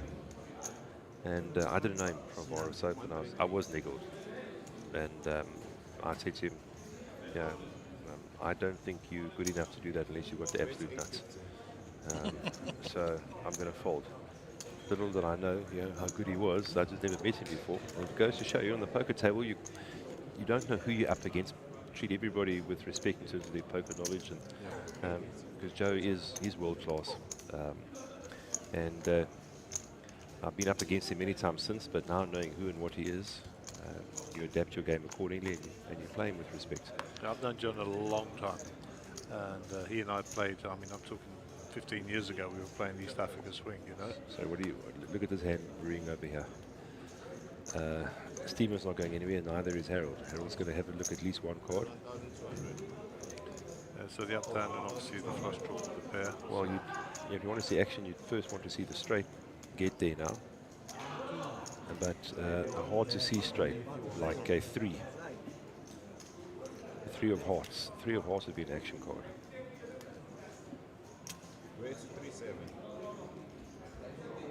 Stephen's never folding here. When he gets that little grin on his face, and I say it respectfully, Stephen, if you watch this, it's like he's contemplating. He's actually enjoying the moment. Contemplating how much he can take here. And he might even raise substantially.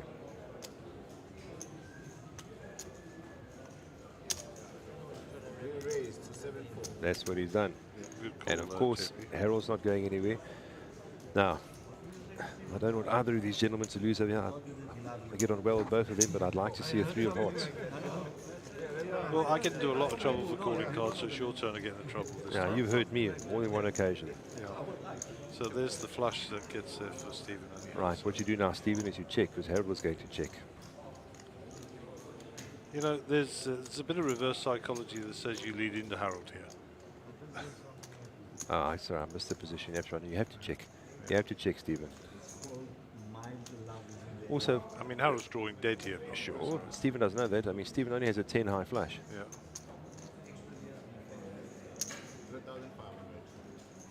Yeah. You've watched far too much of this, Gary, to know that was going to happen. Now the magic card is the 3 of hearts, and then you have to check, Stephen. 3 of hearts comes, you check. A little check here, make sure they're still there, Stephen. 3 of hearts. Whoa, That's sorry. actually a bad card for That's Stephen. a bad card for Stephen. I mean, Harold could bet him off this.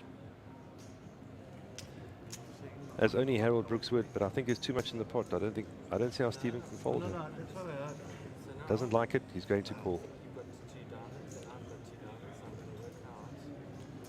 Well, he's going to call. He's going to call, and I'm going to go. Watch the rest of the stream in bed. You got me. In fact, I'm going Harold didn't have enough money to get rid of him, is the simple truth there. So what are the ethics of me going to go sit on the feature table now? Not allowed? Or do I have to sit out half an hour? Well, the ethics are simple. I mean, the rules that we always tell our guests are that if you are asked to say if it happened in the last 30 minutes, I really can't disclose the information because it gives you an advantage over your fellow players. But other than that, taunt them as much as you want. I have a simple rule in life and in my practice. If you have to ask me about the ethics, then you already know the answer. Yeah, quite. Then you already know the answer. So that was a trick question, wasn't it? Yes, it was. And you passed it like you normally do. So thanks so much, Gary. It's been great sitting here with you. I'm going to give the seat away to Mark. I've enjoyed your commentary, both of your commentary over a while now. I don't see as much of it as I'd like to, but not that I'm an expert in commentary, but more and more you can hear people appreciating it and commenting about the commentary, which is great. So Good. Well, particularly, obviously, this is in terms of the six-handed, it's a little different. But I look forward specifically to the high roller and the main event. I won't be able to join you, but I look forward to you commentating about me on the final table. Well, we will also too, and you're one of the good guys, so we wish you well, my friend. Thanks so much. Have a good All evening, right, buddy, both of you. See you tomorrow. Thanks, buddy. Appreciate it. So, ladies and gentlemen, that was JP Oates, as you know, everybody's favourite lawyer. And he's going to go off and recharge the batteries ready for the high roller tomorrow, and we wish him well in his endeavours and of course in the main event And always a pleasure to have JP with us here at the back, giving us his opinion on the cards, telling us a few ditties, and of course, now I know he does Ironman marathons as well. I never knew that, and I've known JP a long time, so that was pretty impressive. He said, oh, just a 3 kilometre swim twice round, 180 kilometres on the bike, and then, you know, just the odd couple of 100 kilometres on the road. Bloody mad. Yeah, Mark is back. Yeah, Gary, it's quite busy out there on that free roll. They're going quite crazy in the backhand corner, and then I spent a little time chatting to the people in the 6 max as well. I saw. You've been on camera. Oh, okay. There is no escape. Had a long chat with Doc Lottering, caught up a little bit on old days at All Africa, etc., which was nice. Nice. Well, you've got to come back and earn your wages now. Absolutely, but I left with a very esteemed guest here in the commentary booth, who I'm sure viewers would be interested to hear from. Yeah, I mean, JP and I are good friends. 1, 2, we're actually business colleagues. He does business with us, and we do business with him on a legal basis. And of course, we do the odd bit of poker together as well, so great to see him. And a very knowledgeable man on poker as well. Well, he's pretty average, to be honest, but I didn't want to tell him when he was here. So Faisal with the 9-8 suited. No, he's got a handle on those things, and a very level approach to poker, and the picture he paints of individual players is very similar to what I would have done, so his perception, I'm sure, once again, is very good. I was sitting listening in on the end when he was picking up on Stephen there, so that was good. Yes, and now everybody knows Steve's got a tell. Blame JP, I never told him.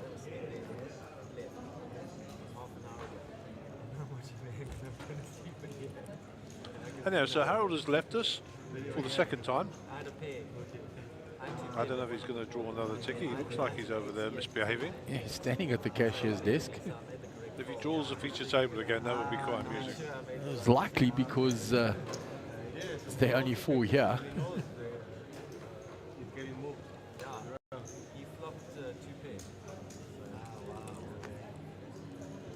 God, I bought some chocolate just now, and I thought it was white chocolate, and it turns out it's yogurt chocolate. Okay.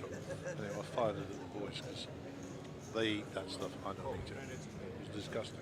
But I see you have got some other supplies going. Yeah, I need some sugar. This is these aren't the best either, but they're raisins and chocolate. So when you sit here for hours and hours a day, you need to keep the old fuel levels up. It could be argued that I have sufficient supplies for a week. I never said a word. I never said a word. No, I'm just thinking what my mum says. If you were a hamster, you could live forever. Do you know that? Because hamsters store their food inside of their bodies and their cheeks and stuff.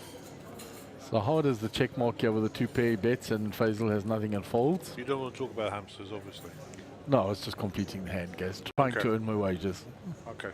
If you were a bear, you could hibernate because they eat lots of food, and then while they're hibernating, they sleep for like 3 months or something. Yeah, the metabolism goes right down, their heart Then rate they chow all slows. the food that's inside them, and they wake up skinny. Maybe you should go to sleep for 3 months. Yeah, sure. That would work. Might take a bit longer than 3 months. I think I'd probably need 3 months to skin down a bit as well. Is that Ray Adam at the back there joining us as well? Looks like it. Who, sorry? Not Ray Adam right at the back of the room. Ray Adam is at the back next to Danny Diani. That's what I was saying. Yeah, that's Ray Adam for sure. Recognize the jacket from far. He has a number of those. And there is Mr. Brooks. Oh, no. Incoming. I'm going to give him some flack. Okay.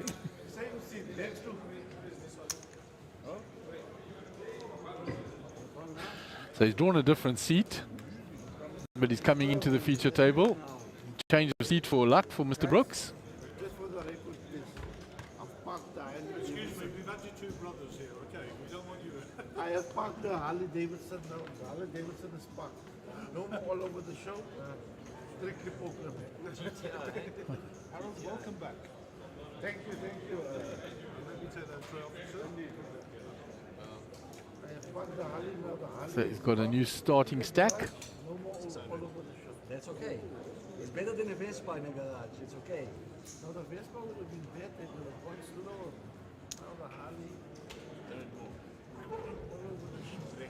So action on Howard. Has been raised from the button by Yuri, called by Stephen. Howard has re-raised. Howard has. So it's 3-bet to 2.3. Yuri makes the call. So action on Stephen. He's getting a price to call.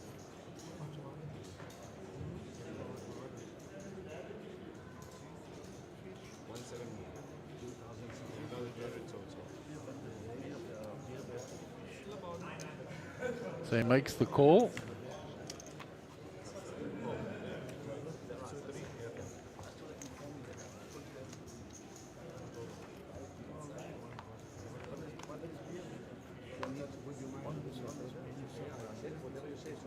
That's a big flop for Stephen Courtney. Flop top pair with the second nut flush draw, and he checks it. Howard has got second pair. He 3-bet pre. So he continues. Yuri will get out the way with his 5 deuce. And let's see if Stephen flats or raises here.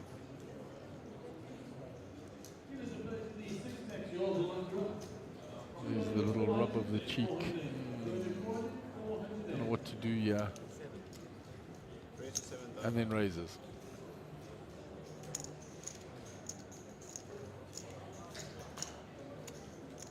Howard gets rid of his hand quite quickly.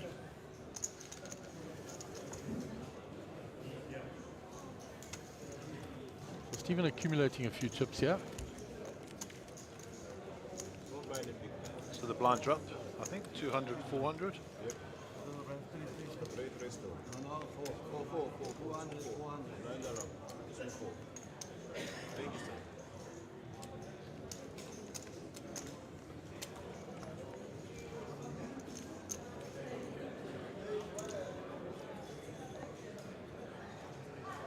There we go. 16 players still in, 25 entries. And the blinds are now at 2-4. 400 on the big blind ante. And we've this is the last 40-minute level for the first break. I'm telling you.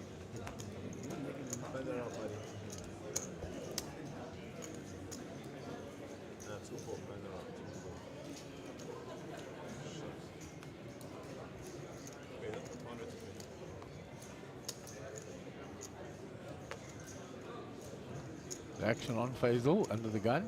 8-5 suited. Just limped in.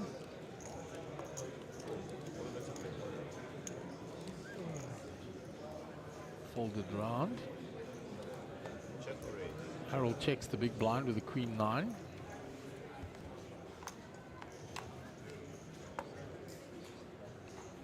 Here is the queen. 8 for Faisal. That fold.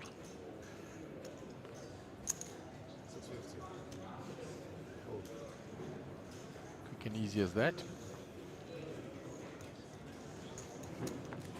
The back of Waiming Low playing out in that satellite for the main event. And Azam has been causing havoc out there. He has a huge stack in front of him. Yeah, I know, he's been going all in blind and all sorts of nonsense. I was getting reports from Sugden and all sorts of And people. taking a lot of chips.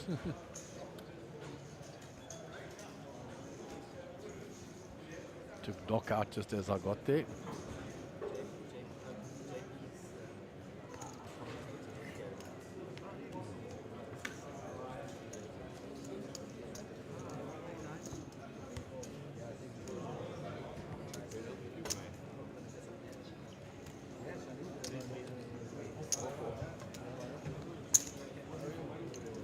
Action on Yuri under the gun.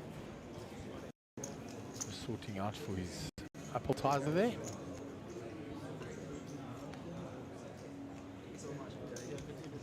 What a nice man. He didn't know he was on camera there, trust me. No, he didn't. And that drink is complimentary, and yet he gave the waiter a large tip.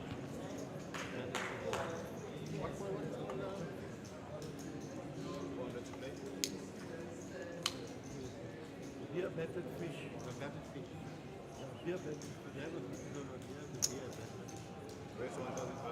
Raised by Howard on the button.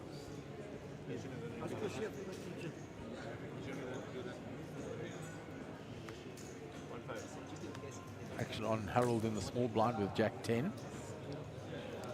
It's going to come along. But Harold, the old Jack 10, Ace King for Faisal. When he's finished ordering his meal, he's going to pop this up, I have no doubt.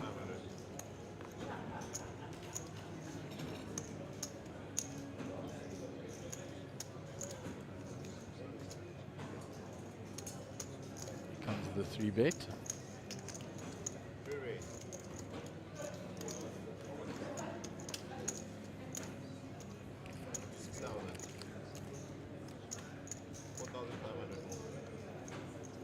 Howard is out the way.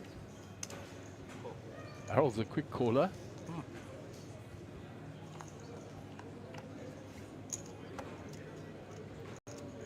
Oh, wow. Howard finds bottom pair with a gut shot. Fairly obviously, Faisal is top here.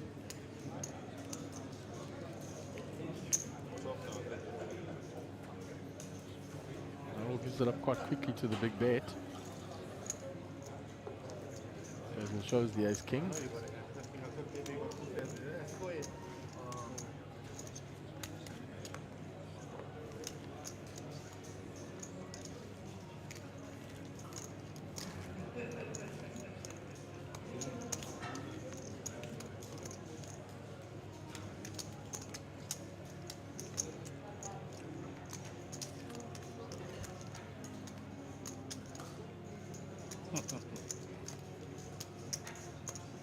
JP is poker royalty. I said that when he came in, I said he's not quite poker royalty, but he's up there. Oh, you must have enjoyed the session with your friend. We didn't actually do much commentary. We were just chatting, so it was nice. Just picked out occasional hands when things got a bit frisky. Talking about the race to Vegas and the like.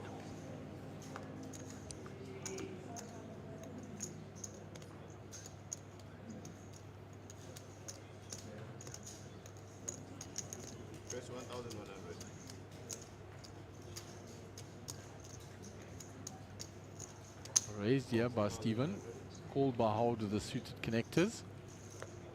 Harold on the button.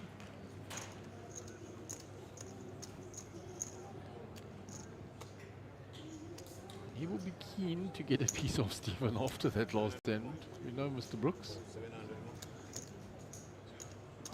Yuri in the big blind, King 10 suited, he'll come along for the ride. An interesting hand developing. 3 different suits there, the diamonds, clubs and hearts. King 10 a diamond will flop well, watch this.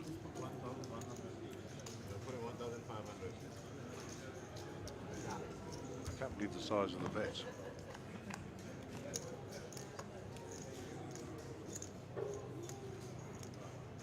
There you go, King 10 flops.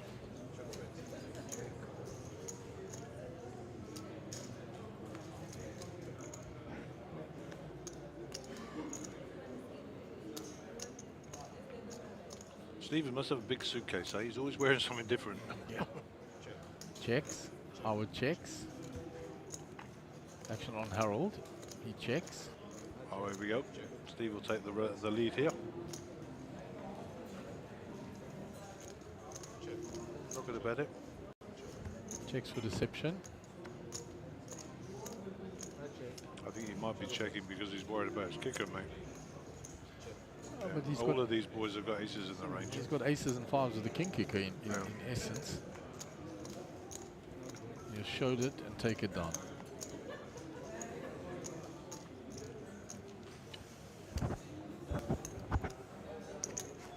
How many tables is outside? There are 2 full tables on the free roll left, and there's 2 tables of the 6 max. All right, so we're total 3. Total 3 tables for the 6 max. There they are. There we go. What's Table it by magic? with Max Devison and that, and the table with Richard Barnard and Imi. Who's that in the tracksuit?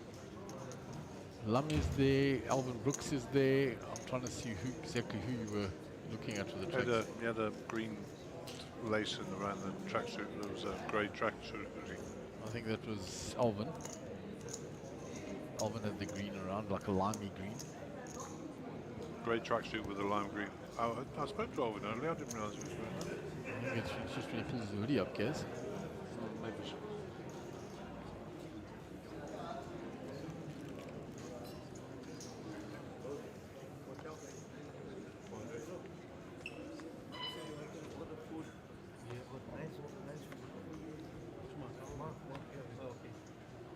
So Howard under the gun with the King 3 suited.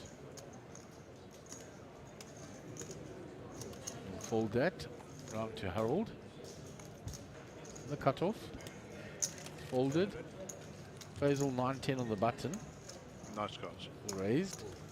Yuri folds. Stephen Courtney wants to. He's got chips now. He's going to defend his big blind.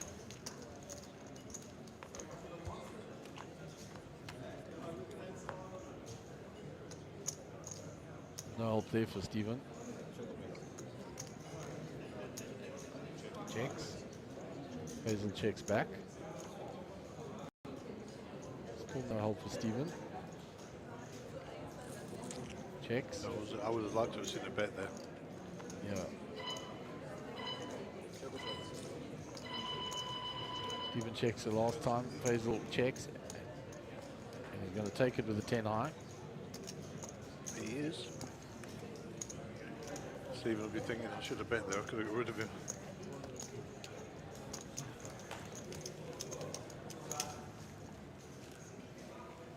See, that is Alvin Brooks there. Yeah, that is. Max Davison, Danny Diani, Haggai, and Kivit. Martinez, Miller. The other table has got Lum, Davy Han, Richard Barnard, Imran, and Abdulessa.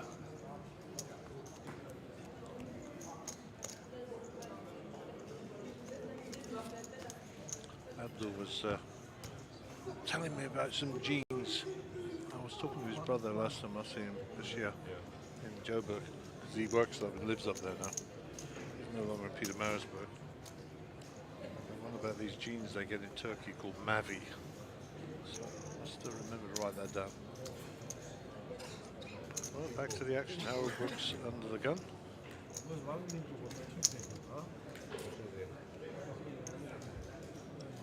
It's not of 10, sir. It's not of 10, sir. Oh, okay. It's still there. Action is on Harold. Raise it down. He raises. Yuri calls. Is that what you're going to make it, Yuri? 800. Same.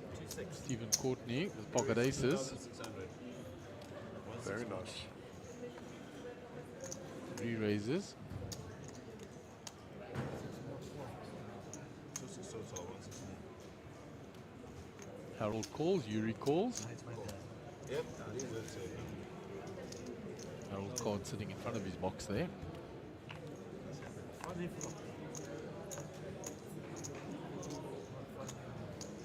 Stephen does have the ace of hearts, so that'll make him feel a lot better. Indeed it will. He needs to bet here.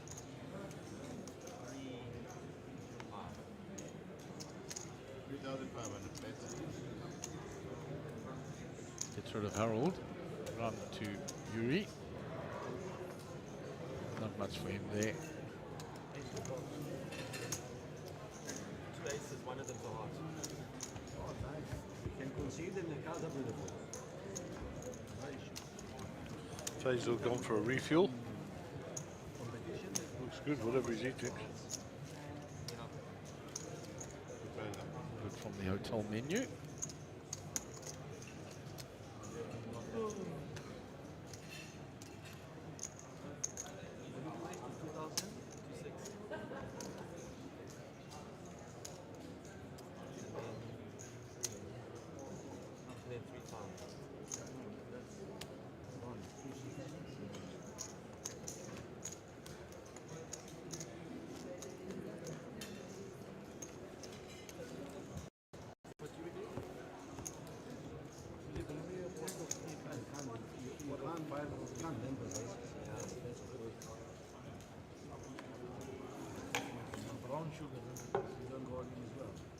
So action on Faisal. He's not at the table. So round to Yuri. He folds. Stephen Courtney on the button. 9-5 suited. Harold says I get a walk at Queen High. The best It was the best hand. Yeah, got to walk with the best hand. He'll assist the dealer, no doubt, and place Faisal's blind and ante in.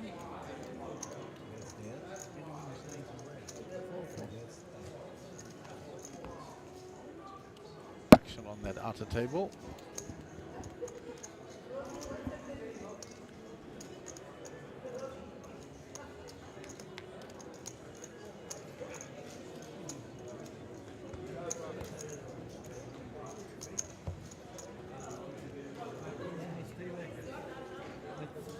So I think we're playing through till after 1 o'clock in the morning. 10 levels.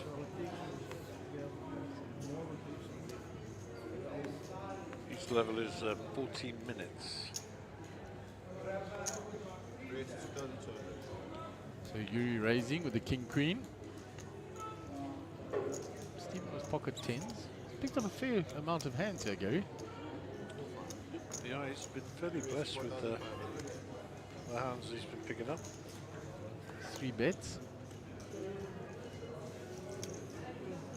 Yuri's a quick caller.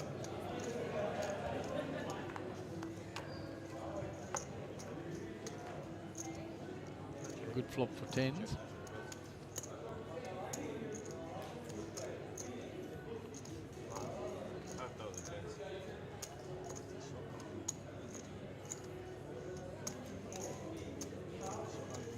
Oh.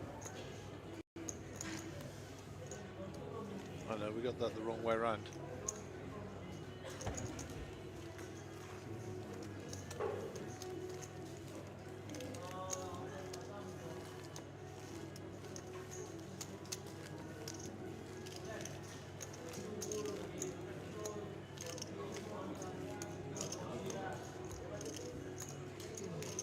Okay, so we'll fix that. Stephen Courtney did win the hand, as we saw, not as was indicated on the screen.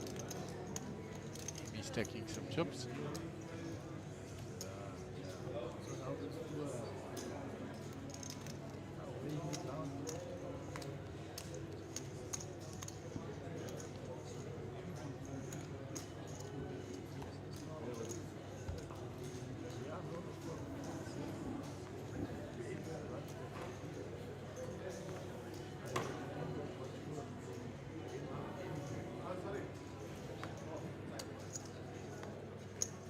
Stephen under the gun with 8 deuce folds. Round to Howard. Looks like he's lumped in. Action on Harold. And he comes along. On to Yuri, and he checks the big blind. Faisal is absent. Yep, he's having some dinner. 9, 6, 9. Howard will bet his 5s here.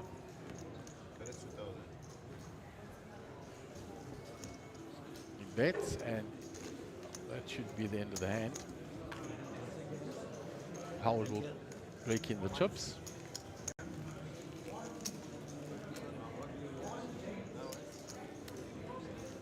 There is a view of the 2 tables that are still going in that free roll. Manuel Mutianis with his dad Tony next to him. Earvolt, Rogers Pillay, and Wei Ming Lo there.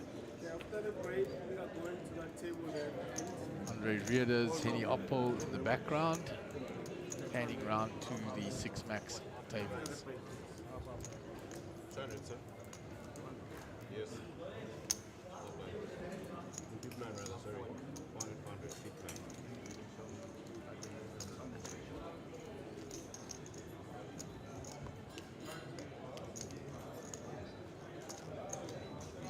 Hand 41 already of the 6 max.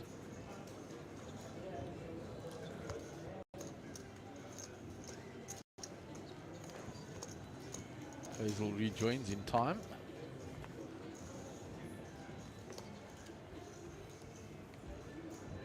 Howard under the gun.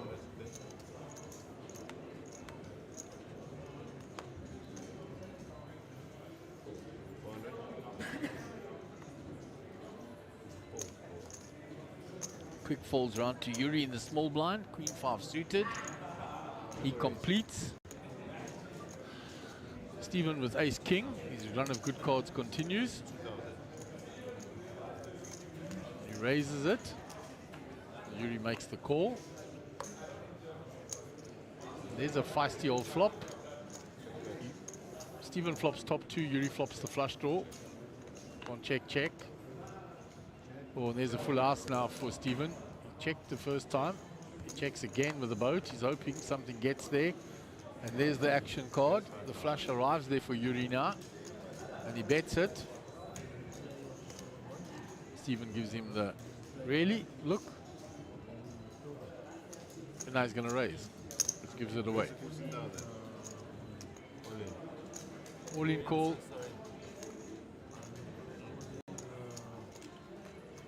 Yuri gets out an expletive. And he's eliminated. Stephen Courtney played that very well once he flopped big. He checked it, turned the boat, checked again. Got Yuri to get all the money in on the river with the flush. That's the problem on a paired board. Straights and flushes lose a little bit of their value.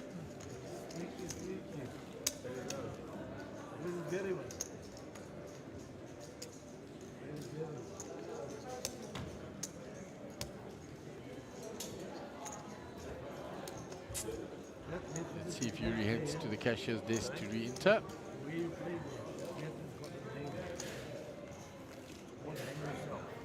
Takes the walk out, past there towards the cashier's desk. We'll shortly find out if he re-enters. Yeah, there he is at the cashier's desk. So no doubt we will see him return.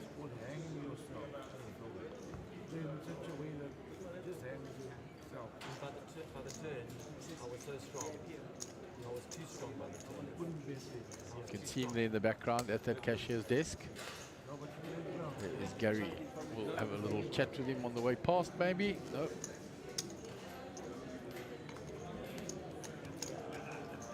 Shame, I feel bad about what you realized. We're good friends. Such a nice guy. We're good friends. We played together in Cape Town. Yeah, that's quite good.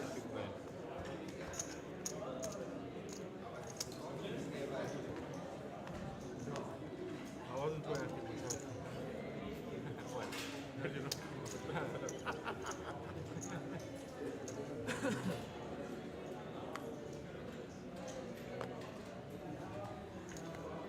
King 4 for Harold. Under the gun is folded. Round to Faisal. He folds. Action on Stephen in the small blind. King 6. Completes. Howard checks back.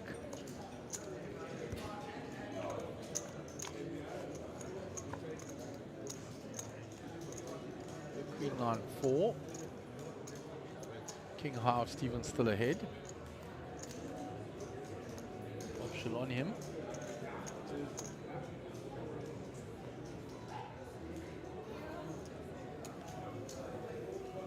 As he picked up chips to bet, Howard folded. Forward motion. Yeah.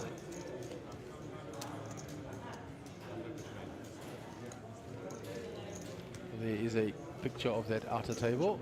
Davy Han, Richard Barnard on the left, Naeem Lam, Abdul Essa and Imran Bojani. Bouncing a Broadway card and just hitting absolutely nothing. In the last half hour, I've had fantastic cards. Up and down. There's Yuri handing his seating card to the TD. Get his seat. He is drawn. Only four-handed here, so I would imagine that he's coming. Where is he drawn a seat? He's getting his chips from the TD.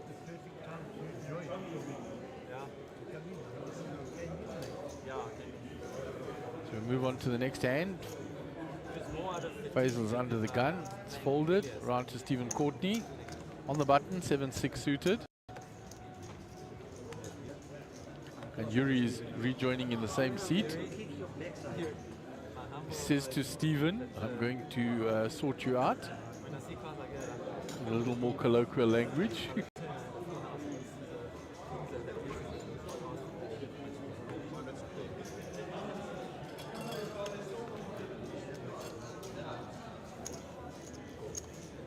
Stephen folds on the button with the 7-6 suited. That's strange. And around to Howard in the small with the Queen 5. He limps in. Harold with King 8. I'm not going to limp to Harold's blind. And he'll raise.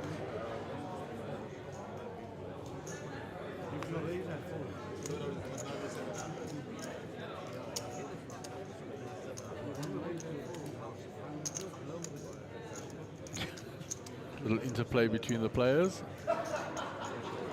Harold says, if you raise or fold, now you limp to me, what must you expect me to do?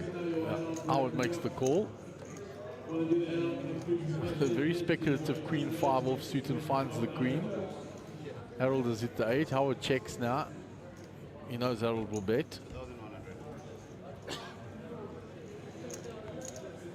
Howard makes the call.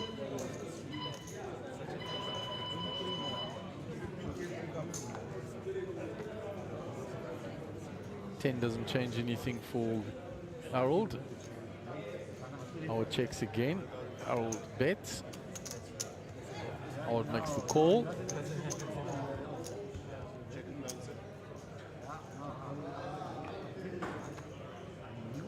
Three of spades on the river. Howard gets the check mark, provided he doesn't fold. They check it down. And Howard will take that down with the Queen. Plus 7.7k. Blind on blind there. Two will exchange a little bit of banter and laughter. So there it is, round 6, 26 entries so far, 15 players remain. Blinds are 200, 400, big blind ante of 400. The next break will be in 14 minutes time.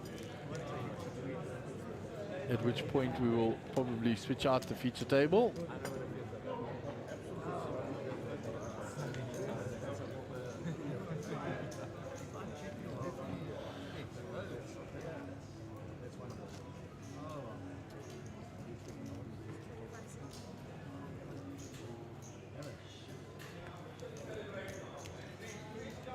Players putting jackets on. It's a little cooler in here.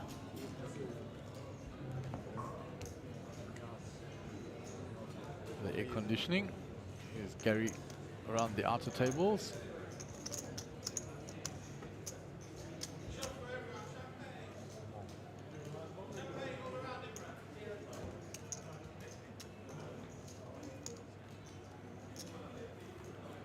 And Max Devison is taking the walk.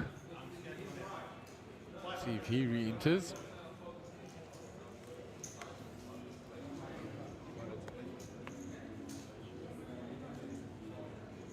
Finished second in the big shot yesterday. Won by David Boza Rosenthal. Nice heads-up battle between the two of them.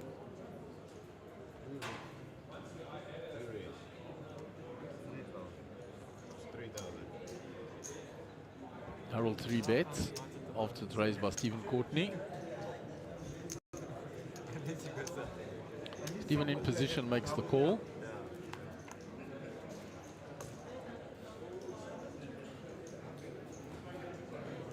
Eight, 5 king flop. Nobody has any hearts in their hands. Harold checks now.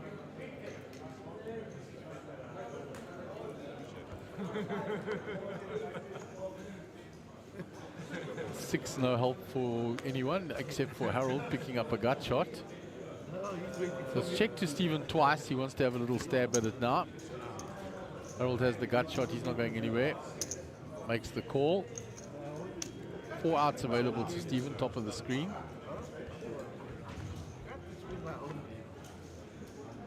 Queen is not one of them. Harold gets a check mark, provided he doesn't fold. He checks to Stephen.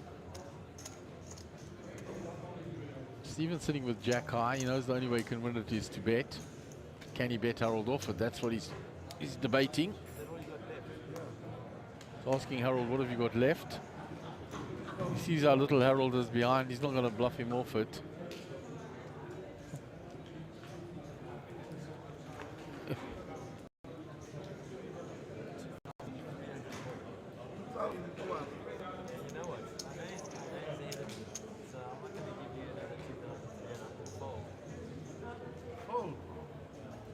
Folds because he doesn't want to show his cards.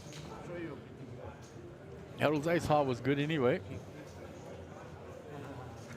Harold takes in the chips. What's the other one? What was the other one? Harold, I think, showed the 9 there. Harold tells him you can see in half an hour. There's Haggai. On the same table is brother Danny.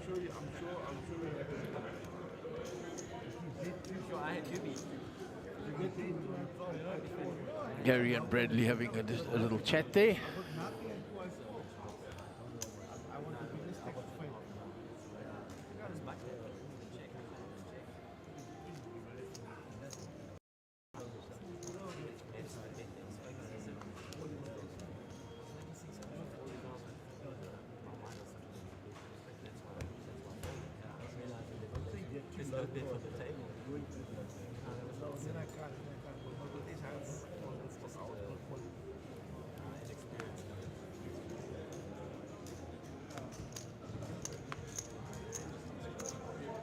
Action on Stephen under the gun. Jack 4 off, folds, round to Howard. He's folded already. To Harold.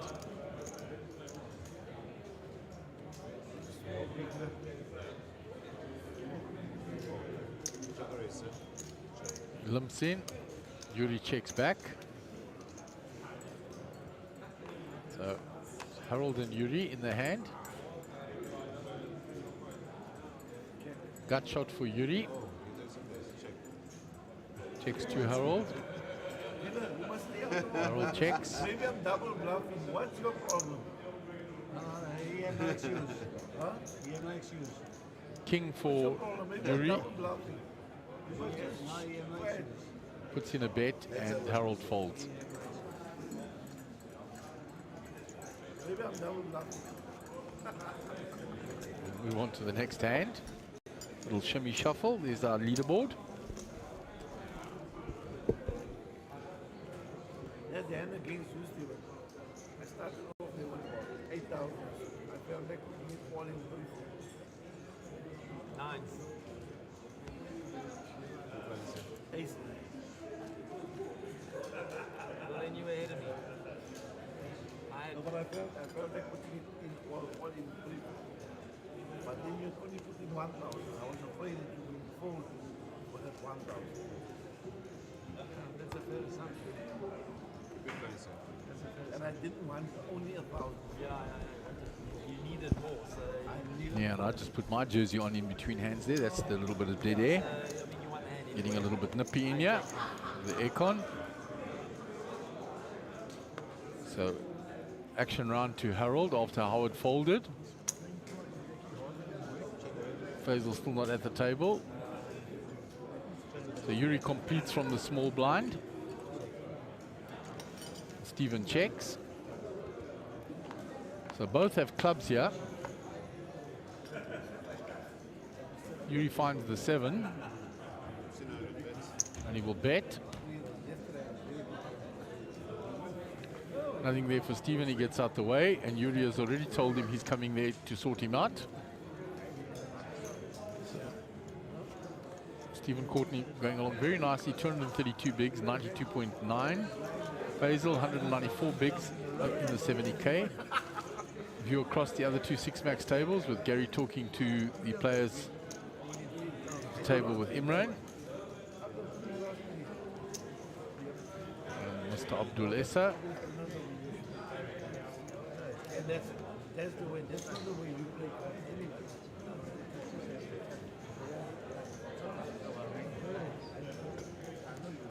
Here's Faisal coming back into the room. Who will rejoin us shortly at the feature table.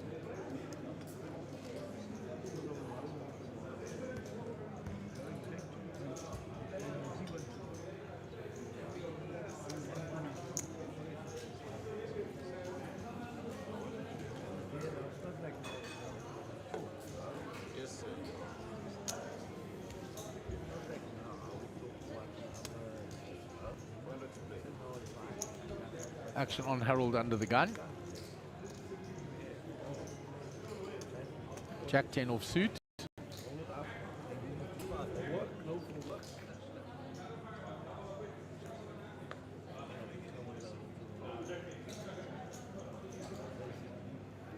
Gonna raise. It's 1,200. Makes it 3x, 1,200. Faisal wasn't at the table when the hand was dealt. Yuri makes a call with a king 10. Stephen out the way, round to Howard pocket queens. Here comes the 3-bet.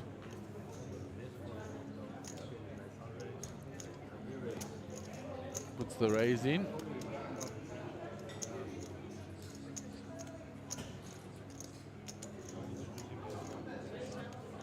Howard very short stacked there. I mean Harold very short stacked. But he makes the call.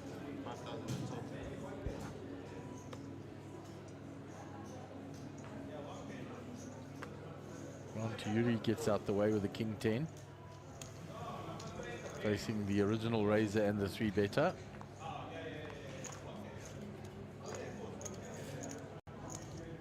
Flop is ace, ace, king.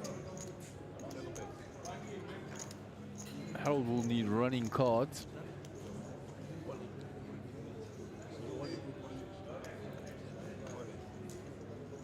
Howard moves all in on that flop. Oh, that's brave. You don't want value for your hand. If I had an ace, I wouldn't be doing that. But I'm beating you, but I'm Shows him, he says, I'm beating you, and he was right. He says, but I can't give you free cards with.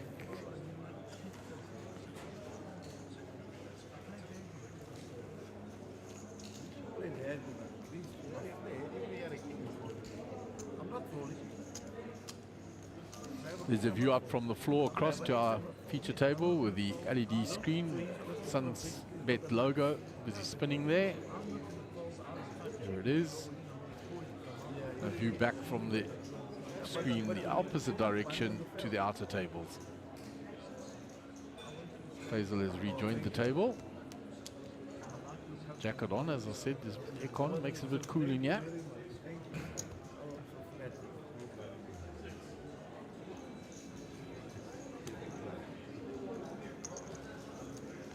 Action on Faisal under the gun.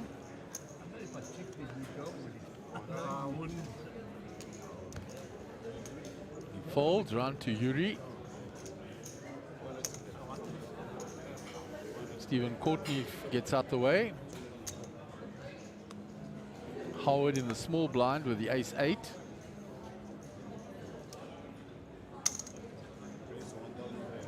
He raises. Let's Harold have a look what he has. Makes the call.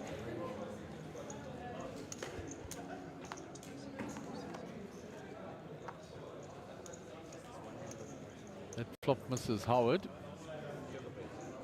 He checks. Harold checks back. 4 misses Howard again. Check, check. Ace on the river for Howard. He now bets the ace. And Harold folds.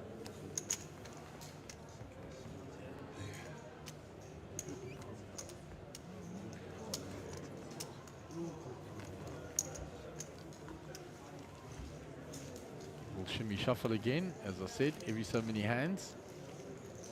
Dealer does the little shimmy shuffle and then the proper shuffle. Make sure the cards stay random. Brad and Davey talking to Roxy. View across.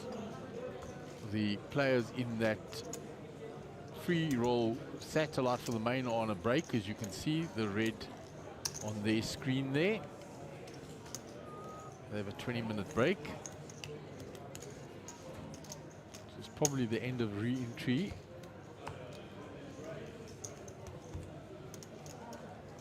And late reg. Which is why it will be a 20-minute break.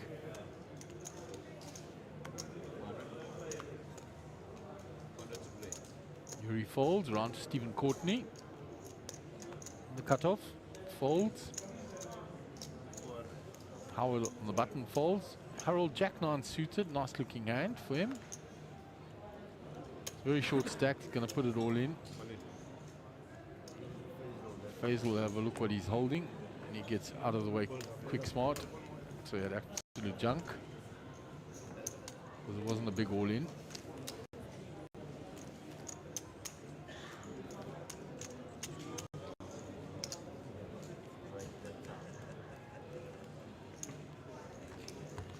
There's the card protector on top of the chips. We zoom out to see whose that is. That is Kivitz, Martinez Miller.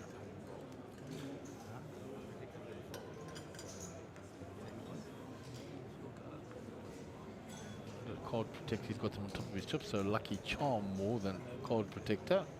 Could be used for either. No, now we break. After the break. Going to break in 10 seconds.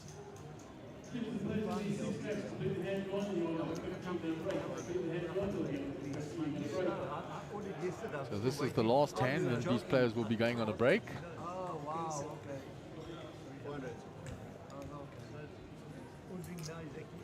Oh, wow, okay. Okay, I see. Just to remind. Hello. No, Yuri, how are you? I'm not coming back after the So Harold, two limpers, puts it all in with a Jack 10 suited. Faisal gets out the way, Yuri's out the way. Stephen Courtney, King 7 off suit. Just take your personal stuff with you.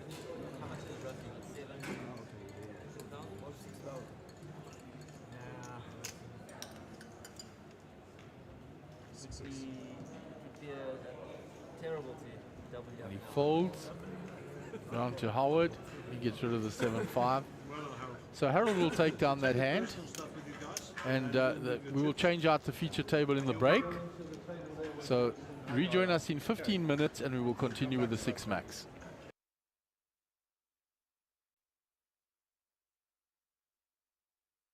The race to Vegas is on with the Sunbet Poker Tour. You can earn points on our leaderboard at every stop around the country, and you can earn your way into the top 10 to go to Vegas in 2023. Vegas, the greatest spectacle of poker in the world. Every single poker player has to come to Vegas. That's all I can say about Vegas. Vegas, the capital city of poker. Poker utopia. Great experience, best place in the world. I love Vegas. Can someone tell me? It's a crazy, crazy city. What happens in Vegas stays in Vegas. And this time is going to be super. Keep your eye on the leaderboard, and you could be winning your way all the way to Vegas in 2023 with Team South Africa. Let's go to WSOP. For more information, visit mjpt.co.za.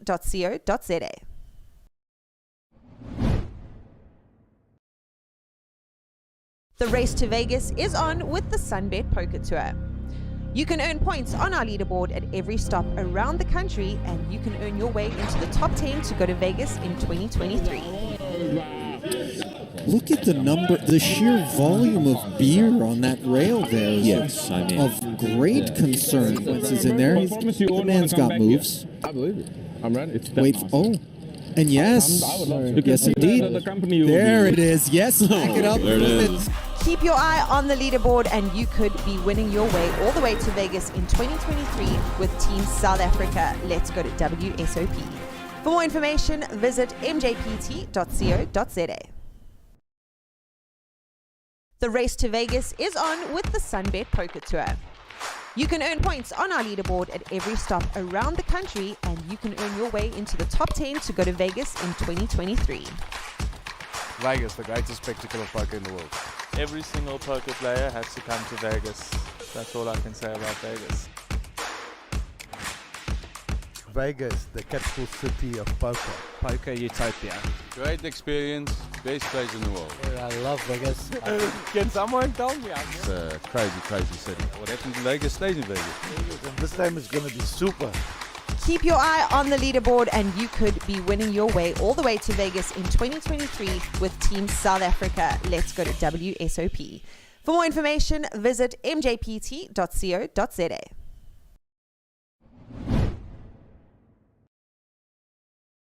The race to Vegas is on with the Sunbet Poker Tour. You can earn points on our leaderboard at every stop around the country, and you can earn your way into the top 10 to go to Vegas in 2023. Look at the sheer volume of beer on that rail there. Yes, I mean. Of great concern. Once he's in there, the man's got moves. I believe it. I'm ready. It's Wait, oh. And yes, I would love to. yes indeed. There it is. Yes, back it up. There it is. Keep your eye on the leaderboard and you could be winning your way all the way to Vegas in 2023 with Team South Africa. Let's go to WSOP. For more information, visit mjpt.co.za. The race to Vegas is on with the Sunbet Poker Tour. You can earn points on our leaderboard at every stop around the country, and you can earn your way into the top 10 to go to Vegas in 2023. Vegas, the greatest spectacle of poker in the world. Every single poker player has to come to Vegas. That's all I can say about Vegas. Vegas, the capital city of poker. Poker utopia. Great experience, best place in the world. Yeah, I love Vegas. Can someone tell me? It's a crazy, crazy city. What happens in Vegas stays in Vegas. And this time it's going to be super. Keep your eye on the leaderboard and you could be winning your way all the way to Vegas in 2023 with Team South Africa. Let's go to WSOP. For more information, visit mjpt.co.za.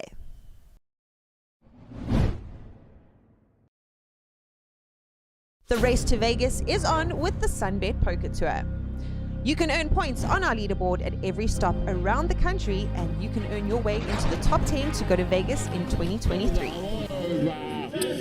Look at the sheer volume of beer on that rail there. Yes, I mean. Of great concern. Once he's in there, the man's got moves. I believe it.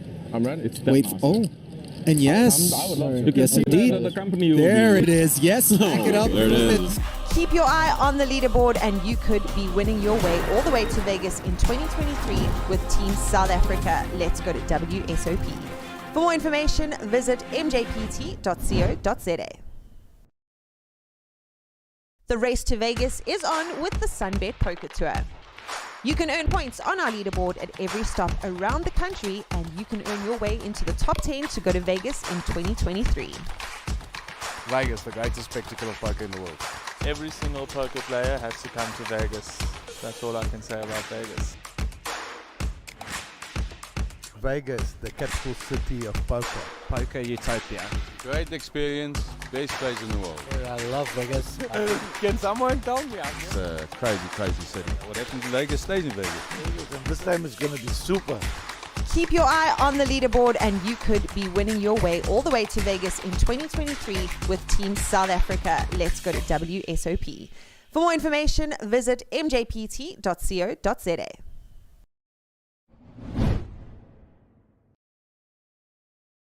The race to Vegas is on with the Sunbet Poker Tour. You can earn points on our leaderboard at every stop around the country, and you can earn your way into the top 10 to go to Vegas in 2023.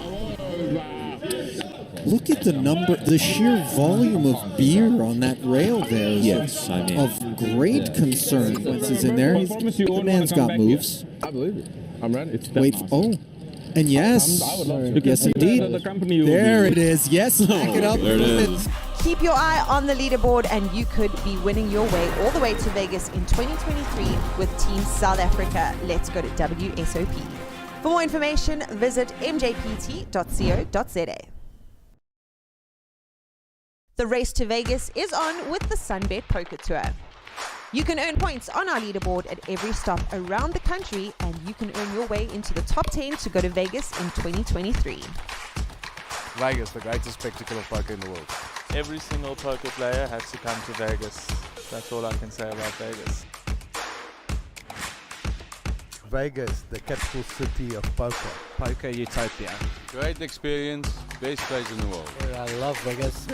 Can someone tell me? It's a crazy, crazy city. What happens in Vegas stays in Vegas. And this time it's going to be super.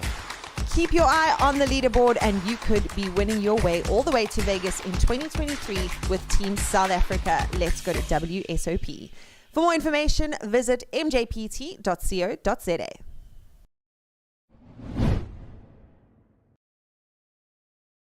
The race to Vegas is on with the Sunbet Poker Tour. You can earn points on our leaderboard at every stop around the country, and you can earn your way into the top 10 to go to Vegas in 2023.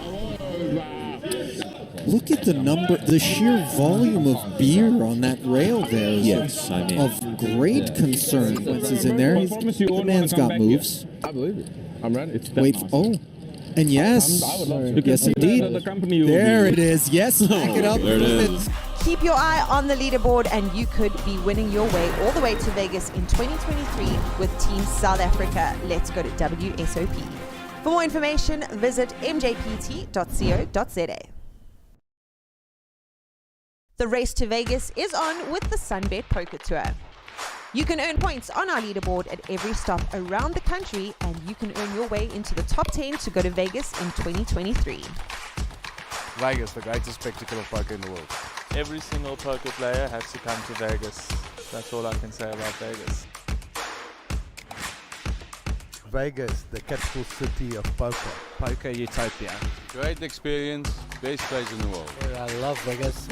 Can someone tell me? It's a crazy, crazy city. What happens in Vegas stays in Vegas. And this time it's going to be super.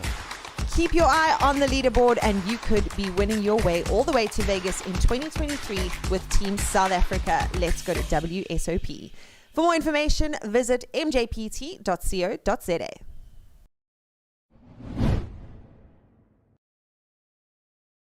The race to Vegas is on with the Sunbet Poker Tour. You can earn points on our leaderboard at every stop around the country, and you can earn your way into the top 10 to go to Vegas in 2023. Look at the sheer volume of beer on that rail there. Yes, I mean. Of great concern. Once he's in there, the man's got moves. I believe it. I'm ready. It's Wait, oh. And yes, yes indeed. There it is. Yes, back it up. There it is. Keep your eye on the leaderboard and you could be winning your way all the way to Vegas in 2023 with Team South Africa. Let's go to WSOP. For more information, visit mjpt.co.za. The race to Vegas is on with the Sunbet Poker Tour. You can earn points on our leaderboard at every stop around the country, and you can earn your way into the top 10 to go to Vegas in 2023. Vegas, the greatest spectacle of poker in the world. Every single poker player has to come to Vegas. That's all I can say about Vegas. Vegas, the capital city of poker. Poker utopia. Great experience, best place in the world. I love Vegas. Can someone tell me? It's a crazy, crazy city. What happens in Vegas stays in Vegas. And this time it's going to be super.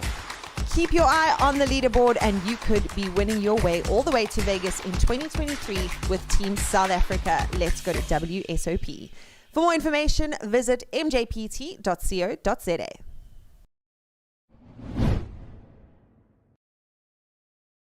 The race to Vegas is on with the Sunbet Poker Tour. You can earn points on our leaderboard at every stop around the country, and you can earn your way into the top 10 to go to Vegas in 2023. Look at the sheer volume of beer on that rail there. Yes, I mean. Of great concern. Once he's in there, the man's got moves. I believe it. I'm ready. It's Wait, oh. And yes, yes indeed. There it is. Yes, back it up. There it is. Keep your eye on the leaderboard and you could be winning your way all the way to Vegas in 2023 with Team South Africa. Let's go to WSOP. For more information, visit mjpt.co.za. The race to Vegas is on with the Sunbet Poker Tour.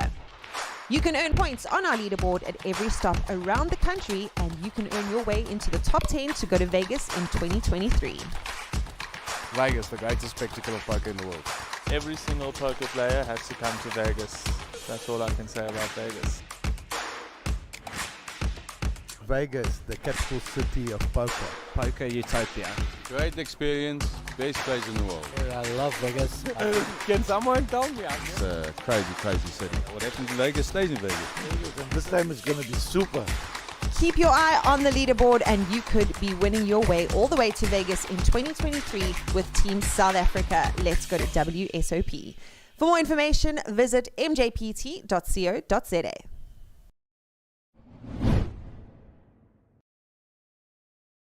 The race to Vegas is on with the Sunbet Poker Tour.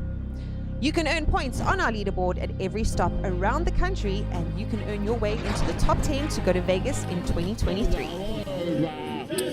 Look at the sheer volume of beer on that rail there is Yes, I mean. of great concern. Once he's in there, the man's got moves. I believe it. I'm ready. It's Wait, oh, and yes, yes indeed. There it is. Yes, back it up. There it is. Keep your eye on the leaderboard and you could be winning your way all the way to Vegas in 2023 with Team South Africa. Let's go to WSOP. For more information, visit mjpt.co.za. The race to Vegas is on with the Sunbet Poker Tour. You can earn points on our leaderboard at every stop around the country, and you can earn your way into the top 10 to go to Vegas in 2023. Vegas, the greatest spectacle of poker in the world. Every single poker player has to come to Vegas. That's all I can say about Vegas. Vegas, the capital city of poker. Poker utopia. Great experience, best place in the world. I love Vegas. Can someone tell me? It's a crazy, crazy city. What happens in Vegas stays in Vegas. And this time it's going to be super. Welcome back to the Boardwalk Casino in the beautiful city of Quabeche in the Eastern Cape. This is your Sunbet Poker Tour. Day 5 of the 4th stop on our nationwide tour, and this is the 6 Max tournament. Earlier we saw the conclusion of the free roll. 3 local lads ended up chopping it up at the top, which was very nice to see. And the 6 Max has been fairly well supported. We have 3 tables at the moment.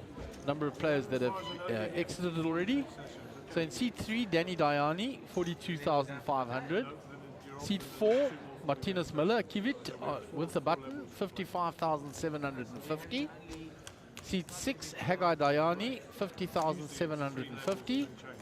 Seat 7, Max Devison, 39,800. And in seat 8, Alvin Brooks, 13,550. Gary just briefing the players out there quickly. Blinds and antes are being posted. Blinds will be 300, 500 with a big blind ante of 500. We have had a dealer change as well. Siku is the new dealer. He asked me why I'm not piecing it. I mean, for me, you can do it, but I mean, sorry. Action on Alvin is absent. It's folded round to Danny Diani, 9-7 suited. He makes the call. Up to Martinez on the button. Folds the Queen 3 off. Haggai in the small blind with 10-9. 200 more to call. He makes the call. And Max checks back the big blind. So between them, they've got a lot of straight looking cards. Just make sure you got seat 2 on there. Yeah.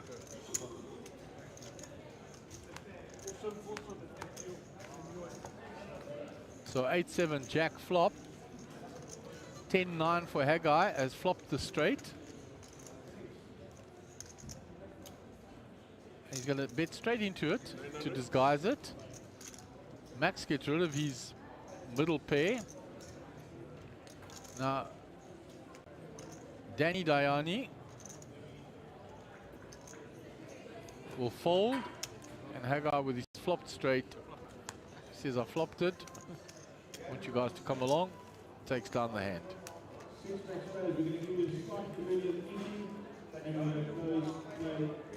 the end of the race. So at the end of registration class, we'll go in around about 12 o'clock. And then each players can buy tomorrow. They will use the tomorrow.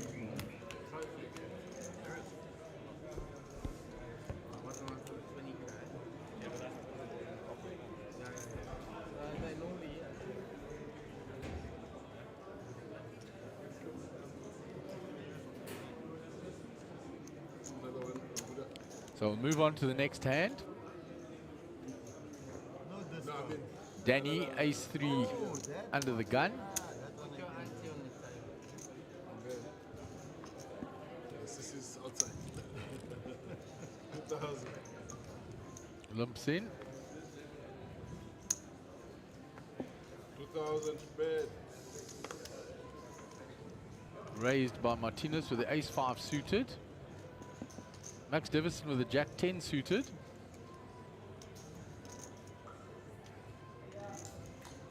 Raise 8,000. He 3-bets it. Alvin with the 5-4 suited, out the way. Danny, who limped in with the ace-3 off, will get out the way. The action back to Martinez. The cutoff, he will have position, the ace-5 suited. He makes the call.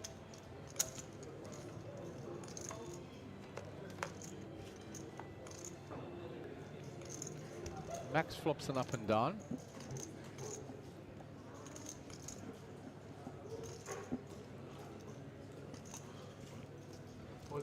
The baby. You wanted that triangle. Puts it all in with the up and down draw. No, Martinez can't call this. Yeah, nothing for him there, guys.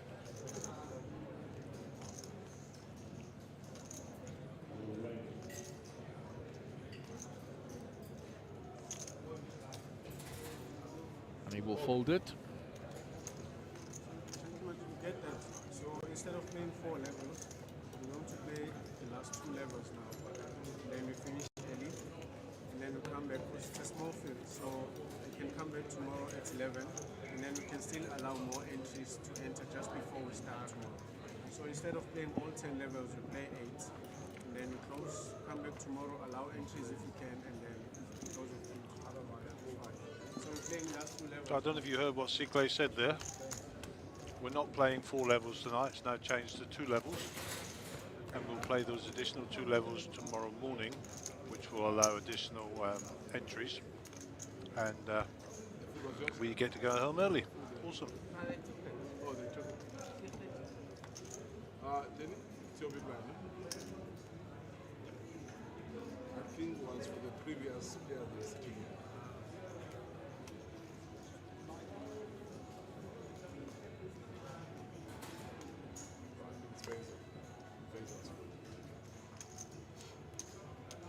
So folded round to Danny. He raises with the ace-8 off.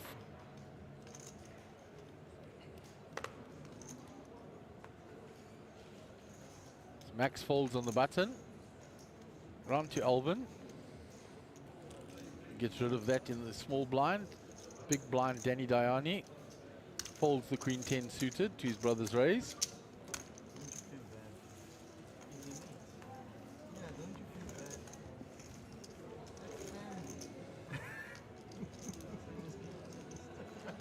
So that's good news, Mark. We can come home, go home a little bit earlier, which is nice. Apparently Steve Courtney recommended that, or asked the question. We said because it's a small field, and then we can get more entries tomorrow morning. And you know, good suggestion. It's at the discretion of the tournament director. So I think guys are tired also, middle of the week. Yeah, I think so. And 2 levels makes quite a difference for our getting home time, guys. Well, significant. Because we've still got half an hour's traveling.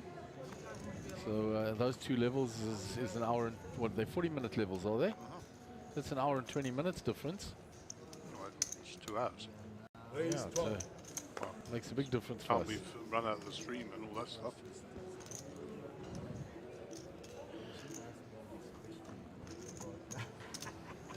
So 6 max and we end up with both Diani brothers on the same table. All we want is Harold here now, and that'll be both the Brooks brothers on the same table. You can't play unless you bring a brother. That means Max is spare, and I don't want to be his brother, so that's not going to happen. Well, fellow Brit. I'm not British, I'm South African. Oh, okay. That was just made in England. See, no comment from the back, nobody's arguing.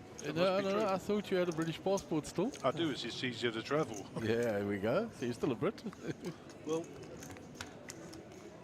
I think the test is when you stood there at Ellis Park and they're playing England and you're wearing green and gold. I think that kind of tells you everything. I think so. No, Gary is been an adopted South African for a while. Should we put it that way? God, he is. This is my home country. And if you want me to sing chocolate in my throat, if you want me to sing the national anthem, I can. Including the Afrikaans bit? But that's the easy bit. The hard bit's the English bit. Here we go. So meanwhile we've gone 2 to the flop. Haggai has flopped the middle pair. blind action here. It's check team and you'll bet it. Small bet gets the job done. Same as a big bet here. Give it calls. Setting up something. Check. Checks now. I don't think there was a 6K bet. I think it was a 600 bet. We bet 6K. Not, it was 600 bet, not 6K bet on the flop.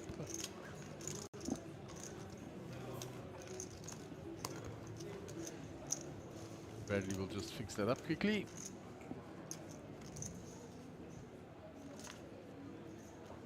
That's what happens when you flip between tournaments.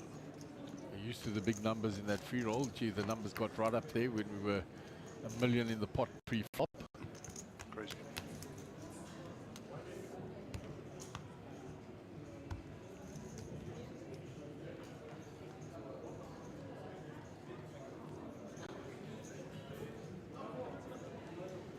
So a lot of the players who are not playing the 6 max are actually taking a rest because of the high roller tomorrow. I know David Rosenthal, and of course JP already stated on record that he wasn't playing this because Raise. Yeah, I didn't hear that. Obviously, I wasn't in here at the time, so that's nice to hear. We're playing the high roller. he wants to be fresh for tomorrow. So Alvin is raised with the pocket threes. Round to Max in the big blind. Jack 4 suited. Makes the call.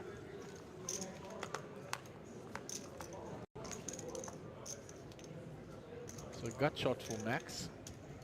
Bottom end though. He's going to bet it. 800.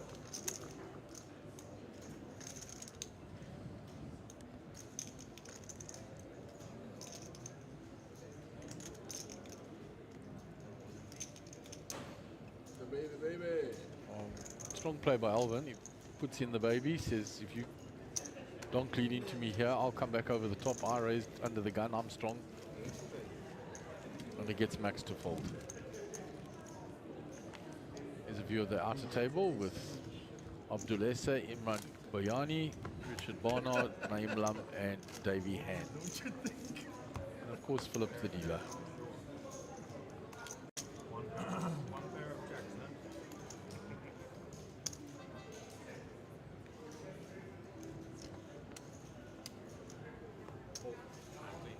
So Danny folds, round to Martinez. He folds.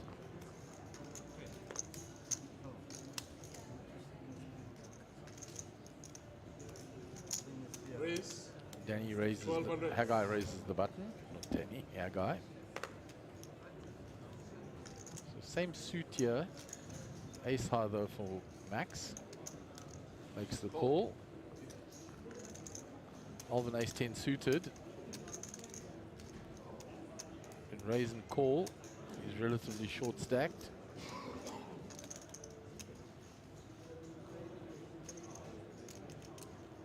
He elects not to re-raise. Calls. Interesting. 3 ways to the flop. Wow. The hearts are in good shape, but of course they're pretty thin on the ground, hearts now. Most of them already out. Haggai having raised pre, finds 2 hearts on the flop, is going to bet, and is Max going to checks raise him. 2200.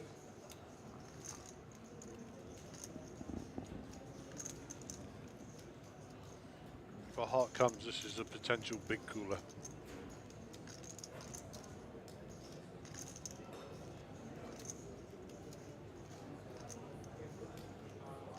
Here comes the raise. 6.5. Raise. 6.5. That'll get rid of Alvin. There's nothing there for him. Hang on, just flash this. No, Got to peel one I'm in just position. thinking about this hand that I really have to fold.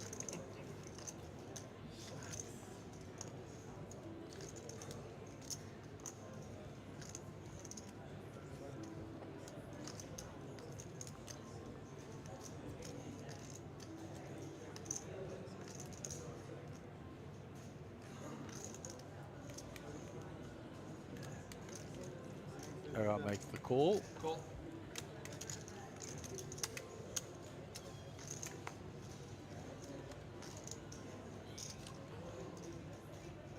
Gut shots for both players now, as well as the flush draw.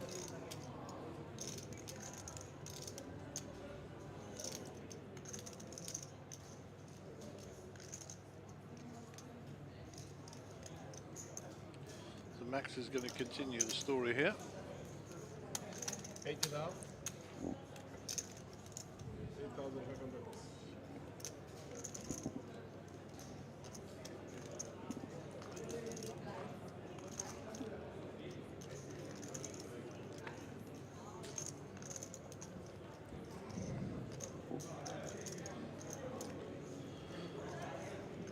So that guy is so he's going to call this, huh? Yeah, with the straight draw and the flush draw, he doesn't Well, realize they both have a straight draw and a flush draw. Yeah, Hearts on the river is going to be pretty sick here. No. Blank there. So unbelievably, ace high is going to win this.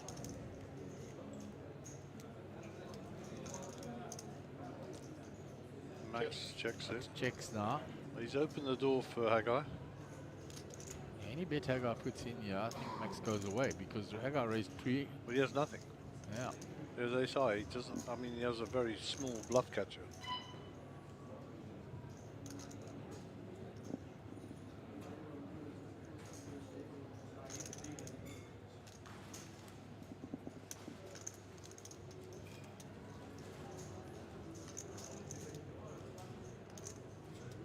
Hagar checks back. And now he knows. Now he knows. System you win, it shows him.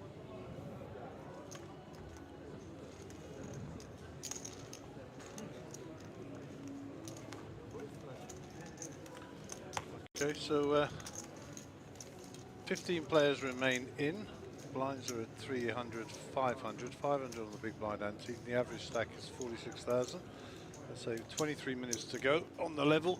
We'll play one more level of 40 minutes, and that will conclude the play for the day in this event.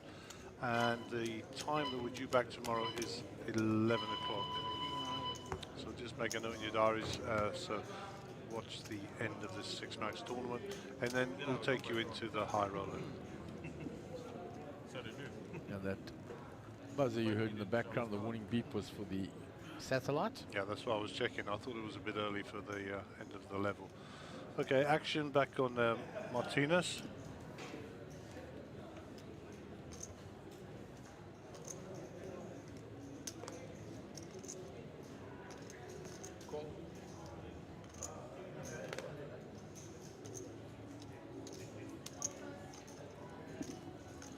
So Hagar called. Just lumped in with the ace-3 suited. No, he did. And Max is raised. Did limp in, Max raised. Danny's out the way. Background to Hagar. Makes the call. 8-Jack-4 rainbow. Up and down for Max. Max has flopped. I don't know how many up and downs this guy flops. He never seems to get there, but he flops up and down on a regular basis. And Hagar and Max are locking horns again here. Nothing for Hagar to continue with, though. And Max on his second bullet here. He's just lost the last longer bet to Imran Bujani. The amount is academic. It's the credit that goes with it, you know. Yeah. So outer table. Big pot there between Faisal and Harold. Come to showdown. Harold wins it. Ace King. Okay, brother, but still way together. No problem. Take care, bro.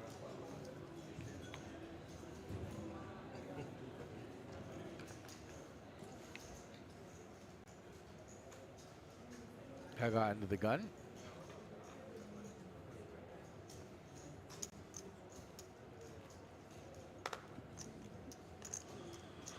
Okay, Queen 10 for Max Davison.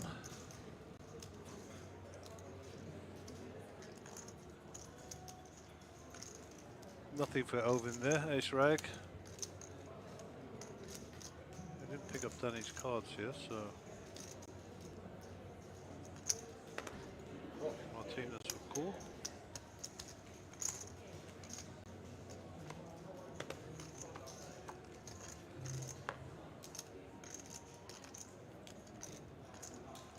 I was looking down just to see if Max had flopped it up and down there, you know that, eh? It's close, he's got the gut shot, I suppose. Checked all the way around. Danny coming out betting now. Came in strong. 3,000. Martinez calls. And Martinez is having none of this, eh? He thinks his 7 is good.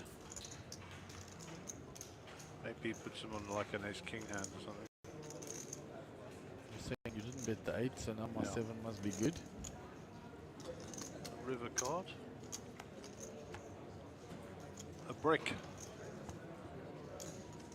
Yeah, I'm going to say Danny has to bet this, continue the story. 3,000. Martinez didn't believe in the first time, didn't believe in the second time. Let's just drag those in. 4, 5, 6, 7. And he had 4, 5. Flopped the straight. Flopped it. Flopped the straight, did Danny. Gets a bit of value. And Martinez, he didn't believe him, eh? No, he did not believe him. Called him all the way with a 7. Nice pick up for Danny. Flopping the straight there.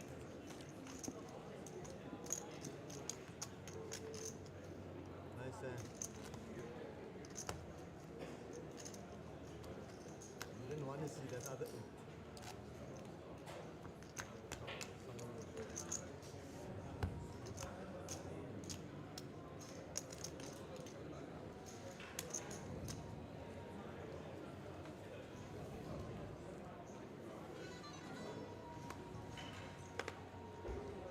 So our roving cameraman's going to go and have a look over at that satellite. There was a bit of noise coming from over there.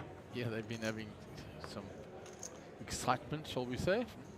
I don't know if there's any seats guaranteed in that. I think it's just whatever the fund is.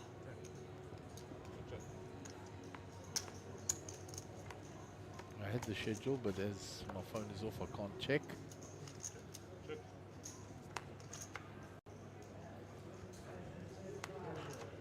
Check down.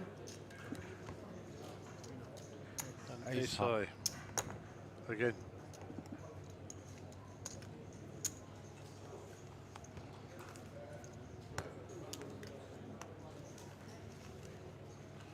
Okay, so it looks like we're down to 1 table there. Yeah, they are down to 1 table. Any apples still hanging in. The giant that is Charles, he's also there. Evold is there. Rogers is there. Roger Simmers is there. And yeah, I can just see him. Emmanuel Mutianis. Old Brad's jump.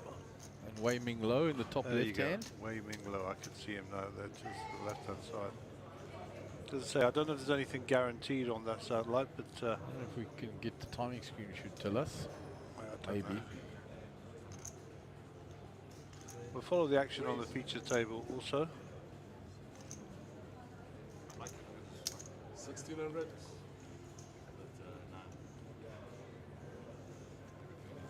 It just says 12 entries, players remaining, chip counts. The total pot is 0, so you can win nothing. There you go. You heard it here first. Okay, we'll get the details on that for you, and we'll get back to our feature table, bring up the graphics. Thank you, Brad.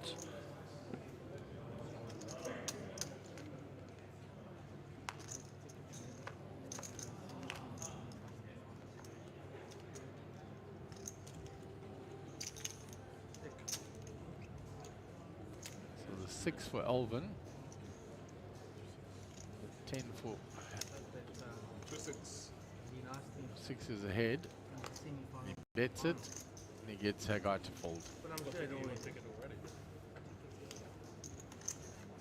I should just take a gamble on it being good team flip.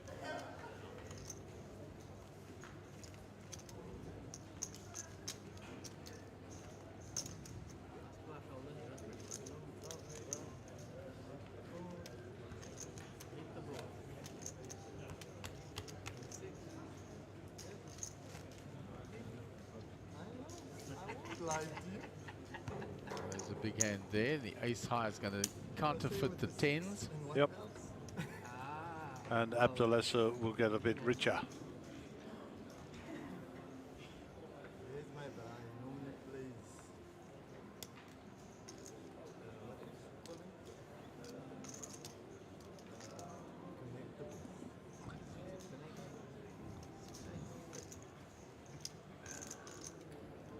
Action on Haggai. Folds to max. Small blind.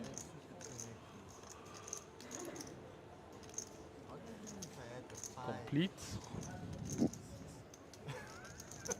Alvin checks.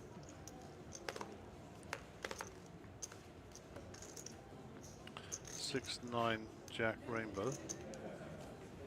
Max leads into it.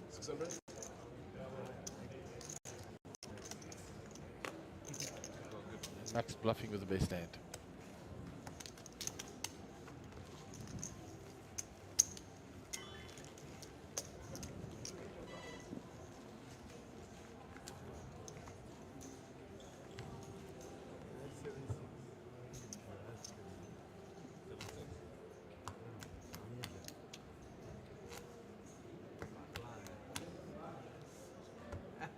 Why would I lie? You still get the same. Gary will know that watch. Yeah, it's a pretty bog standard fossil. Nice watch. Nice, nice movement. Japanese. You know, nice starter watch. You know, very good quality. So we'll take it. Davey hand. He's got game, huh? I watched a bit of him just play today. He's played very, very nicely. Maybe if he wins it, he buy himself a nice watch.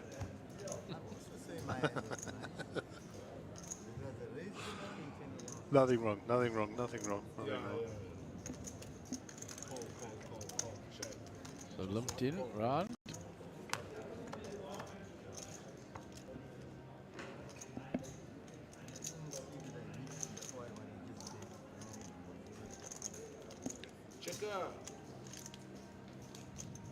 Check to Martinez who lumped in.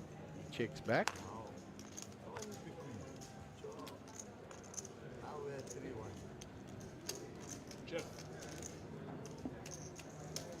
Our flop has come up as 2-2, but it's actually 2-4, I think. Yeah, he's got the I burn think card. the dealer must have slipped a card across the flop box. So the actual flop, we'll just go to camera 4. That's the actual cards. Let's go back, thank you.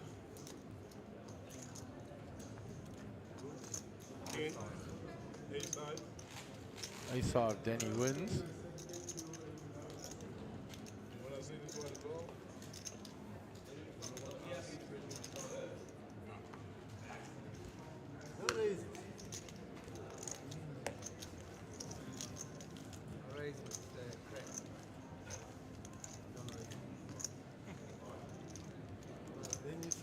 So while we're waiting for the dealer, let's just remember the 60k tomorrow with the high roller. I think it starts in the evening, and then we'll be back here at 11 o'clock for the finish of the 6 max. And I believe there's another satellite tomorrow as well. Yeah, they've got a few more satellites this week. For some reason, I think there's a day 1A tomorrow. I don't know why I think that. I think it's Thursday is day 1B. I think you're right. For some reason, I just thought I was. So what day is it tomorrow? Tomorrow is Wednesday. Wednesday. So it's 7 p.m. It's the Aston Soon Shiong Memorial, which is the high roller. There's a guarantee there, 1.5 million South African rands, 40,000 entry, and that'll get you 300,000 starting. Yeah, nice long blind levels. And then Thursday, you're right, the 15th December is day 1B, guaranteed 2 million, 15 grand entry main event. And that will be 40k. And the continuation of the high roller, I'm sure. Yeah, that's, it doesn't say how many days. 3-day event. There we go, it's a 3-day event. And then Friday, main event 1C. And then in the afternoon of the Friday, 2:15, for those who couldn't get off work before, there's a main event Turbo 1D. And of course, Saturday's day 2 of the main event. Sunday is day 3. And in between all that, there's a Turbo and a semi-freeze. So, veritable myriad of tournaments. Veritable myriad. There you go. How about that for a bit of Angleterre this time on the dice? There's a 6-6-2-3 ace flop. Chips are in the middle there. That's just the pot. Action on Stephen, and he's betting on the river. Harold falls round to Faisal.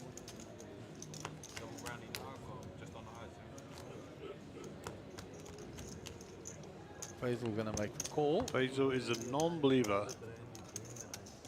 Makes the reluctant call, shall we say. Stephen opens. And the ace of Faisal's is good. Well played, young Faisal. And he made a reluctant call almost. A crying call. A crying call. What on Faisal then? Doesn't matter if you call or not, as long as you're winning. 8-9 of diamonds, raised to 1.5 by Elvin. Elvin's not really had many cards, to be honest. No.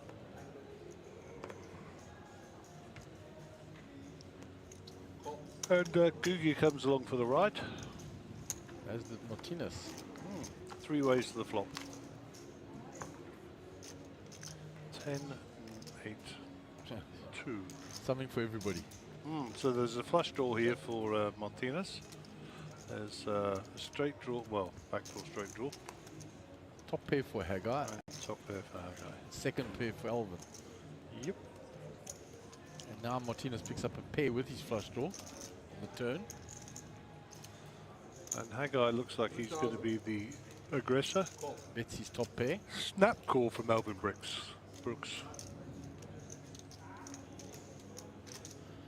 And Martinez comes with his pair and flush draw.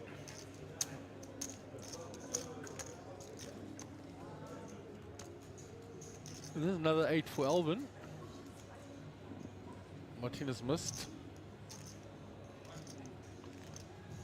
How does Haggai put Elvin on an 8 when Elvin raised? He can't. Looks like he's going to bet for some fin value and get the answer he doesn't want to hear.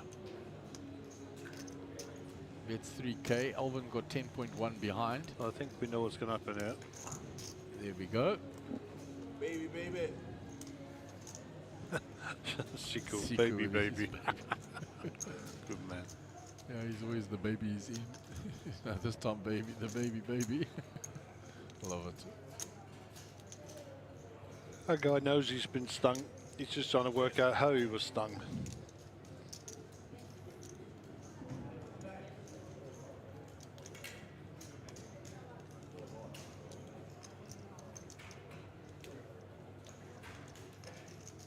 Confusing So, part.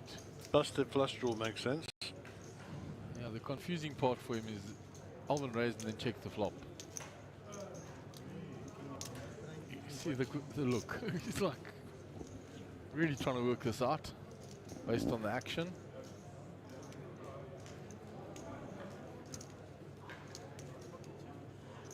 You're saying busted flush draw, exactly what you said, Gaz. Yep.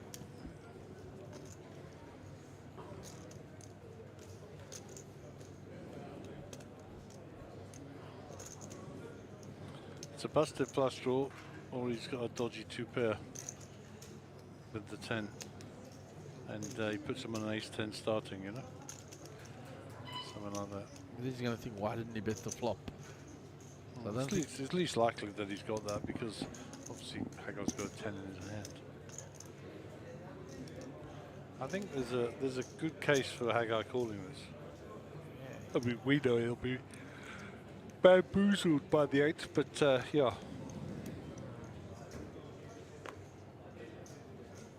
It's very tough for him to put Elvin on the 8 the way the hand played out.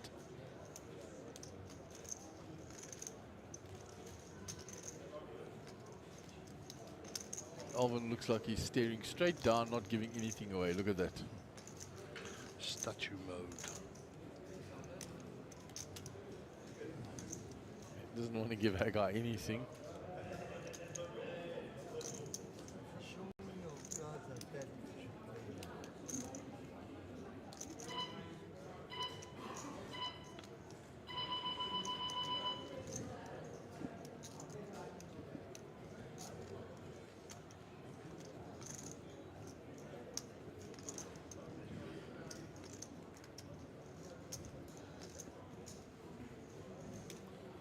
Hand's just not making sense for our guy.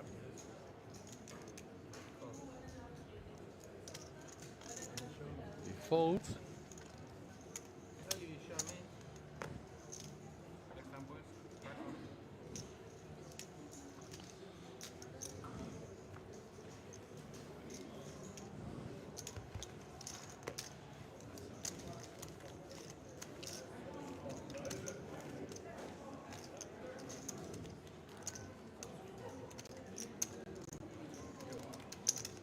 View back across behind these two tables to our feature table. Across the poker room.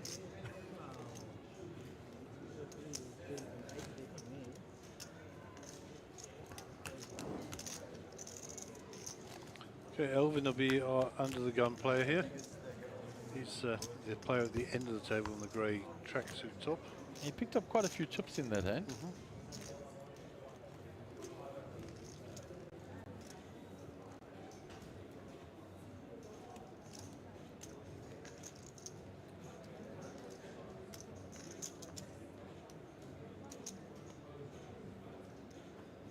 Fold. Martinez has folded already. It's around to Haggai. Small blind. Completes. Max with pocket eights. He's been pretty quiet, Max.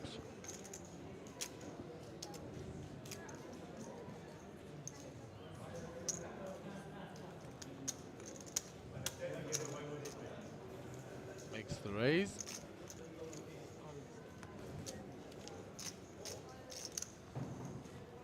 Yes, sir. I still the same 3-5. 3 minutes left. Stacking chips.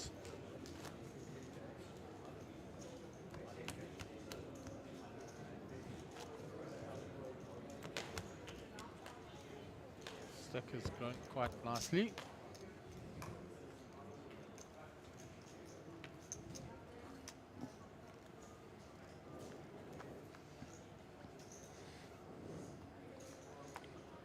So thank you for all the subscribers to the page on YouTube and all the likes. We're getting closer and closer to our 1,000 target for the week. Pocket nines here for Martinez.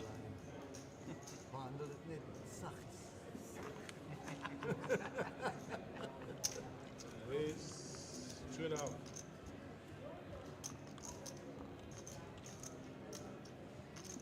Haggai with sevens.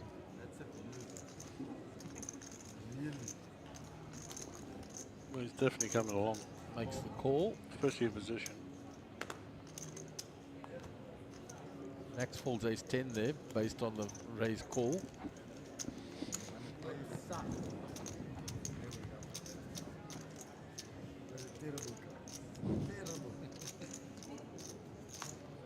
Oh, there was smiling Alvin.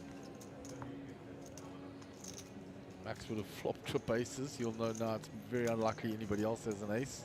Thank you, dealer, for those cards. You saved me a lot of money. Liverpool, Martinez bets.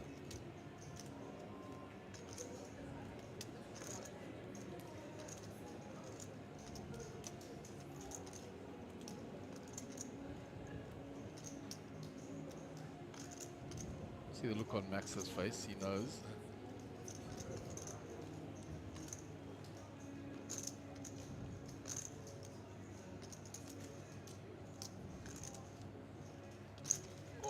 Haggai makes the call. What he's hoping for is that the Martinez will check the turn and then he's going to rep that ace. Check.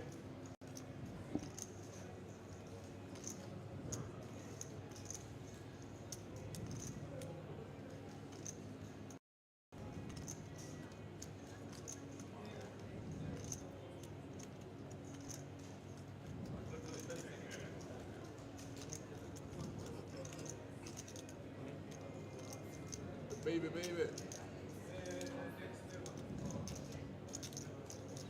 I don't understand the comment from ZA Stance. Show us the timer with the shades on. Very professional. What does that mean?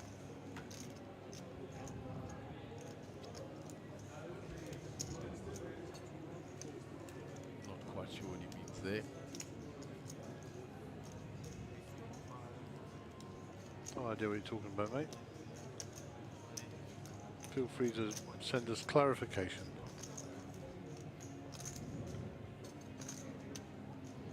Well played, Haggai. Exactly what I said. He thinks you're not leading the ace into me. So when you check the turn, I'm going to rep it and take the hand away from you. Exactly what I thought would happen.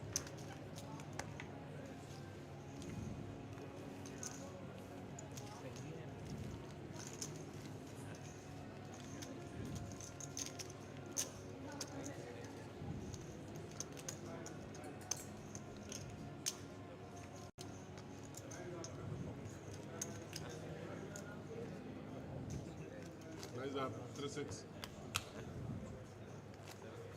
Ready? 600. Extremely quiet in the poker room with the small amount of people that are here tonight. Yeah, it was a buzz last night, here goes. Make yourself think. So much noise in the poker room. It's actually a bit of a sleepy hollow today.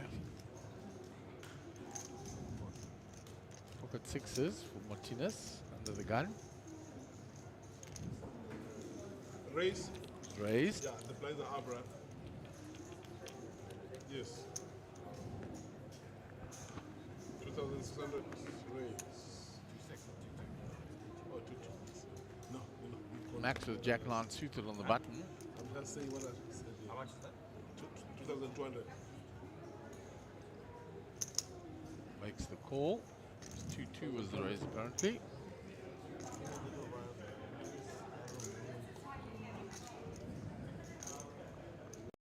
Blind level of 300, 600, big blind ante of 600.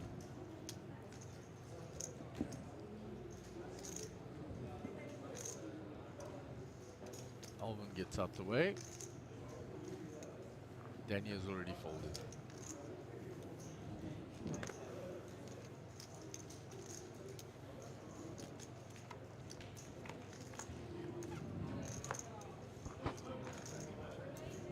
Pretty good flop for Max.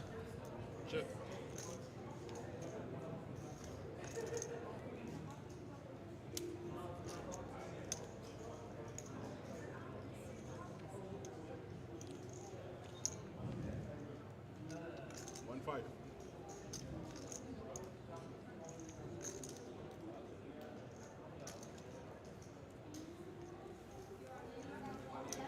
Martinez gets out the way.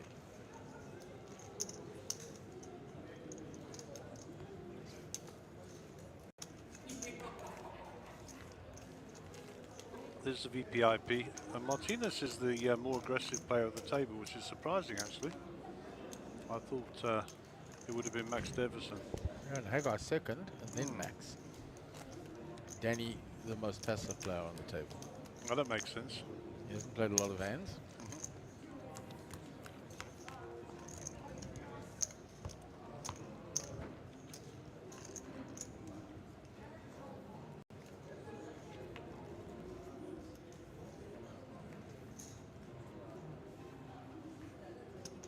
So action on Danny, on Haggai. Myself tongue twisted between the Dianis.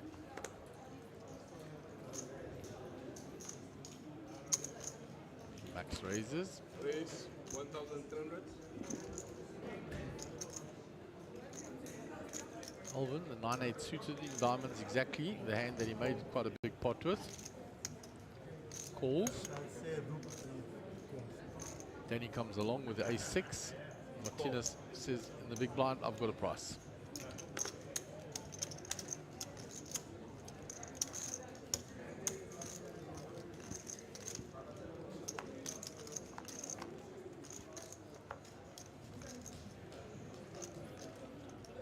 Pretty decent flop for Alvin.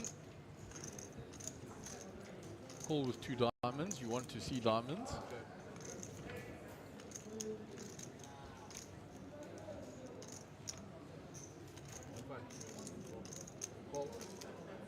So it's check to max and he bets. Alvin calls. Haggai, Danny and Martinez get out the way. Turn is another king.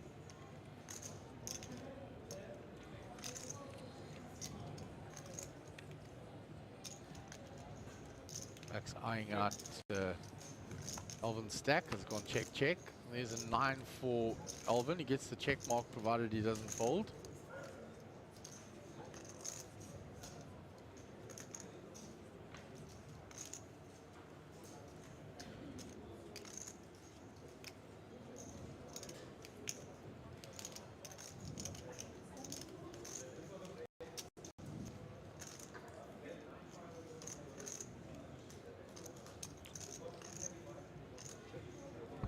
Max checks.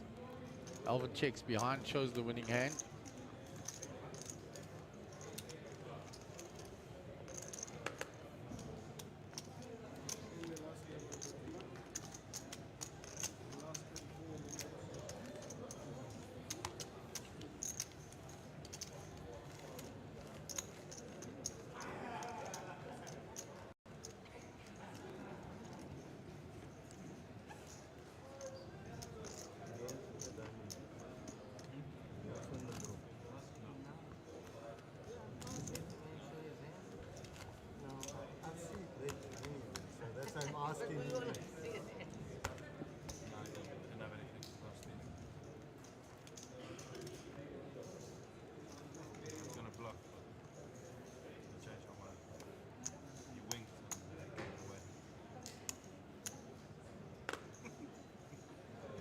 Action on Max under the gun. Raise 1-3. Raises. There's nothing wrong with cards. Alvin folds. 1-3. Danny 7-4 suited. Calls. Martinez with Queen 10 suited comes along from the small blind. Haggai gives up the big blind.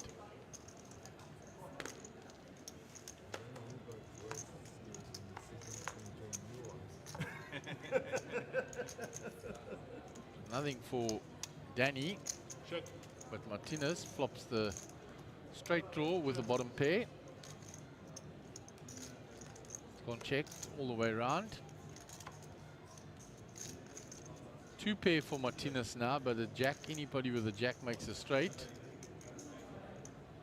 Look at Max's face. I don't know what he's holding. He checks. Danny, option on him. He's going to rep it now. Bets. Martinez is going to come along with his 2 pair. Obvious 4-card straights there, but he still wants to see it. Max out the way. Danny has outs only to chop. That's not it. Martinez checks. Danny checks back. Martinez's 2 pair is good.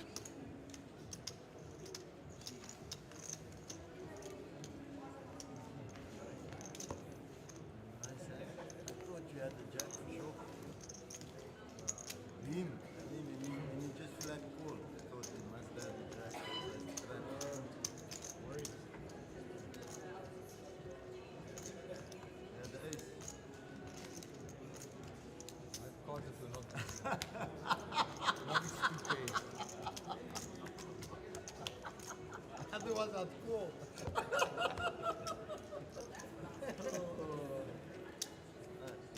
This is gonna do for some interesting watching.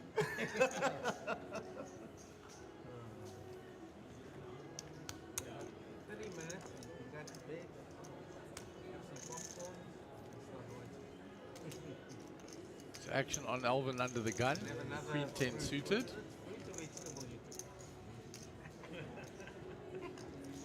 17. Raise 1-7.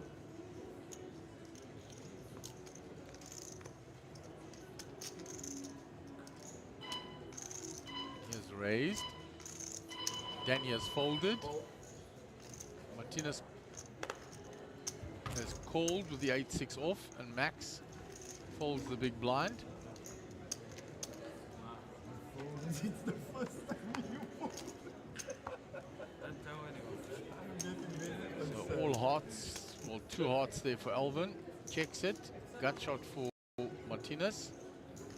Got a double belly bust in actual fact. A 3 or a 7. Alvin needs his 10 now. Martinez comes along with a double belly buster. 9 no help to Martinez. Alvin gets a check mark and he will bet it. 2000. Martinez says, hey, I can't call, I didn't get there. Nod of the head. Says I had double belly buster, shows, gets out the way.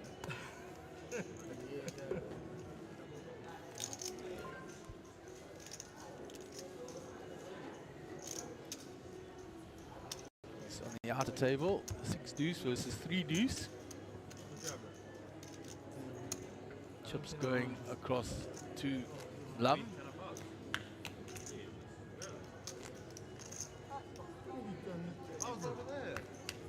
Was a split pot, says Brandon. He was watching the action. The preview screen before I got to it. Thanks, Brenda, for the catch. Other one for you. Danny with the 8-4 suited, under the gun. Folds. An aggressive fold, shall we say. Little banter. Hagar folds round to Max. 10-5.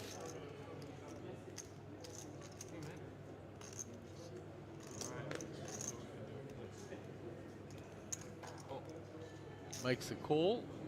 Round to Alvin. King Queen for Alvin in the big blind. Slim to him, he checks. Doesn't raise it. Alvin flops the king. So now Max is going to have a little stab at it. Alvin makes the call. How's the move? Raise. Well, he raises.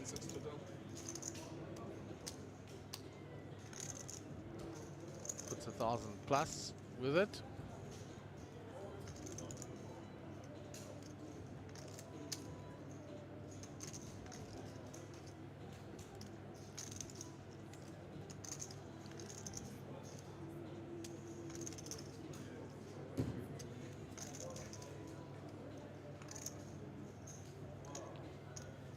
Raise 4,000. Re-raised by Max with absolute air. 7 no help to Max. Tick mark is already on Alvin.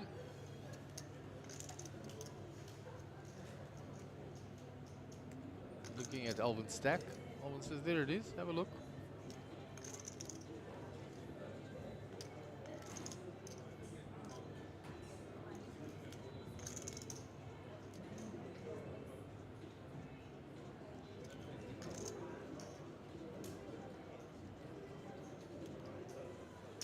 Checks. Alvin checks back. 8 no help for Max. Obviously, as we said, he was already drawing dead. Alvin is a check mark provided he doesn't fold. Max knows the only way he can win this, and he tried with the re-raise, is to bet. But he's confused now with what Alvin has. Because Alvin re-raised him on the flop and then called the 3-bet. He's having a little stab at stealing it now. Alvin calls.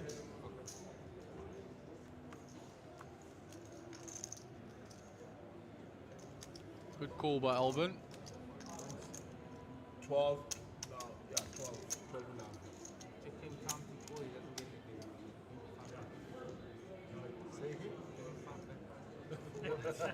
So well played there by Alvin. Made up his mind that he was ahead, that Max didn't have an ace. Because if Max had an ace, he factors Max would have raised pre.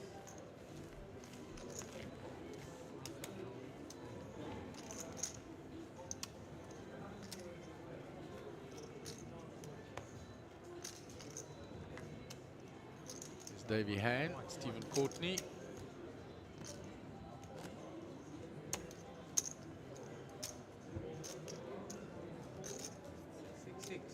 Howard Lipman.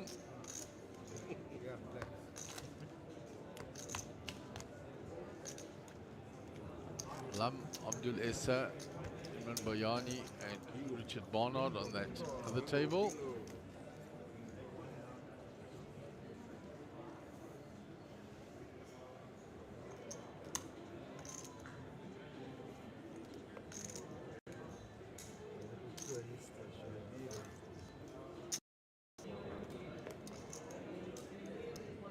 Naga falls from the cutoff. Max Davison with ace-queen raises from the button. Alvin 10-6 off. Folds. Round to Danny, pocket nines.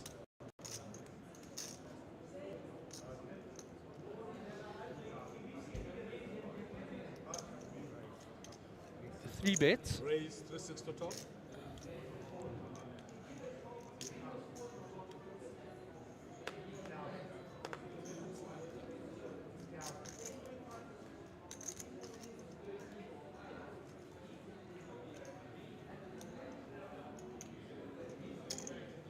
Max makes the call.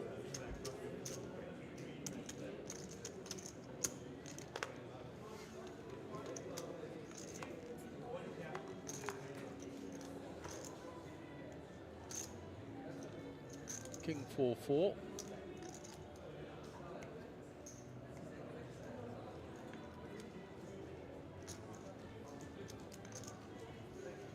Danny 3-bet pre.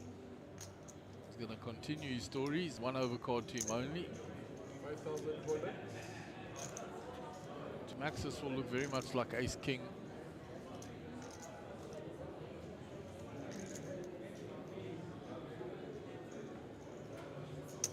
Calls. He's in position. He wants to float one, see what happens on the turn. See what Danny does on the turn. Another overcard to Danny now, and the gut shot for Max.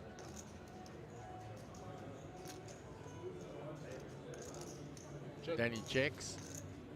That'll open the door for Max. That's out playing the hand in position.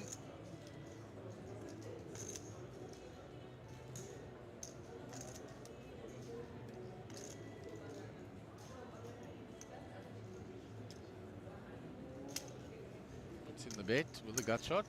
8.5. The semi bluff. Still has outs.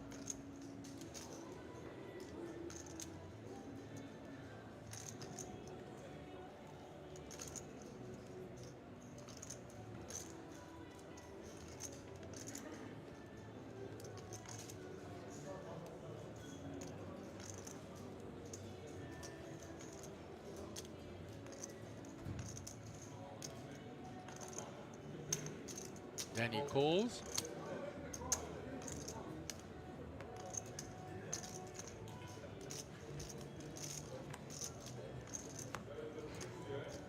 Six on the river is a brick for Max.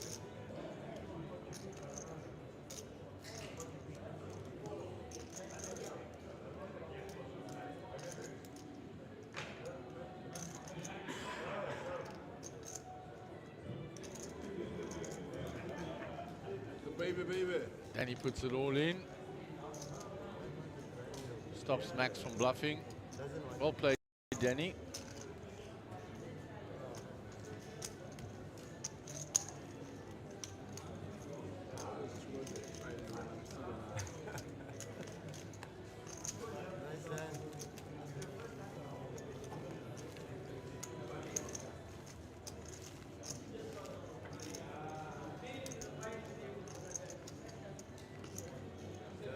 it.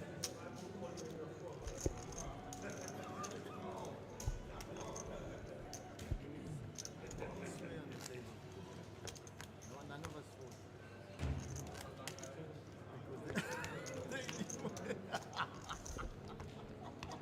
Small bit. So Gary's brought news out from that satellite from earlier. They're playing for 2 prizes, a main event seat, which is worth 15K, and a 9,100 Rand voucher for second place, which is not bad. Pocket 8s for Haggai. Raise. He raises. 1-5. Round to Alvin. Queen Jack on the button.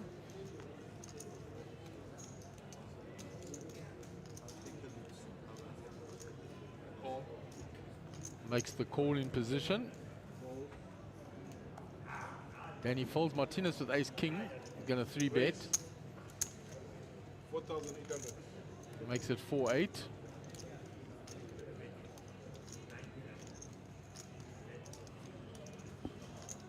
What did I miss? Ace king versus 8 versus ace queen. Yep. Sorry, queen jack. It's raised by Haggai, called by Alvin, 3-bet by Martinez. H gets out the way. Action back to Alvin. 4-8.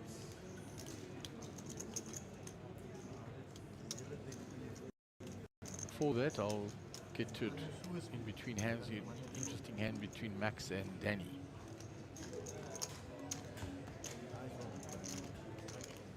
So Max raised from the button with ace queen off.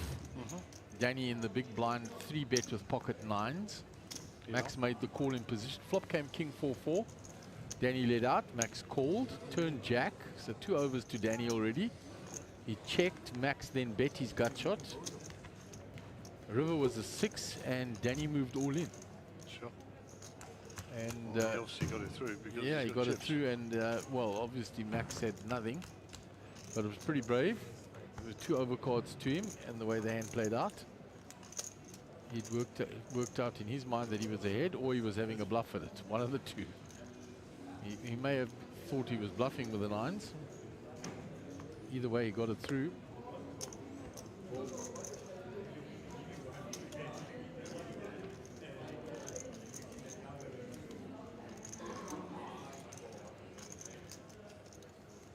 So quite a few chips there went to him. So Martinez with 10-7 suited in the small. Raise. Raises into Haggai's big blind.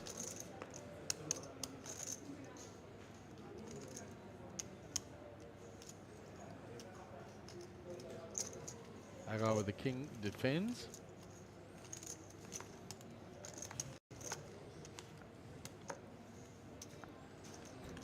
Seven for Martinez. He raised pre, he's going to continue. 2012.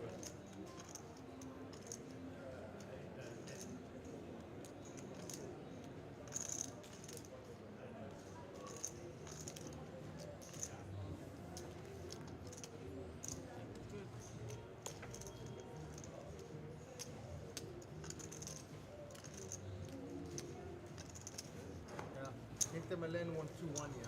True, no. Yeah, with the red card. And how do you know? Because you bet. You bet with both. No. You do, Sunbet. No, don't bet. I watch. No, I watch. I was watching that thing.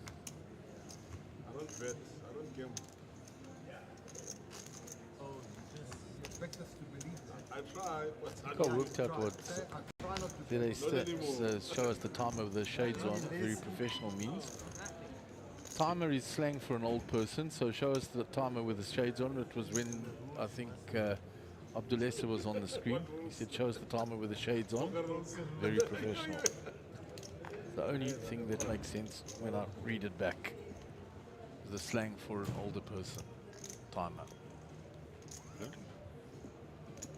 In the Indian community in particular. Okay.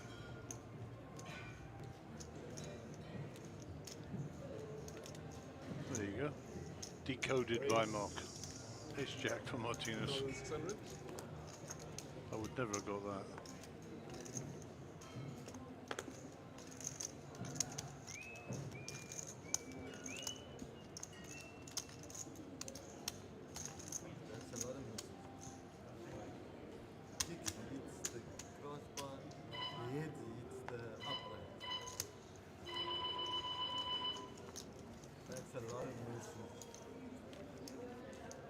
Move on to the next hand. I saw that as well.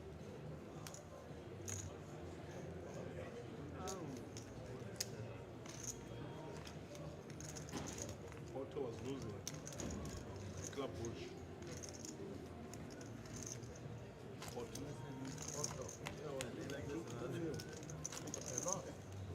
The last time we won. Yeah, that's a goal. 3-0, they were 3-0 down. So Danny will be under the gun.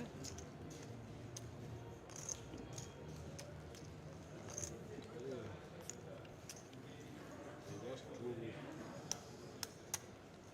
Athletic. Athletic Madrid last week? Martinez with the pocket threes and the cuts off. 2-1. 90 plus 8 minutes. 2-1. Looks like he's limped in. Set mining. Hagar gets out the way. Max Divison in the small blind. Completes. Alvin checks in the big blind.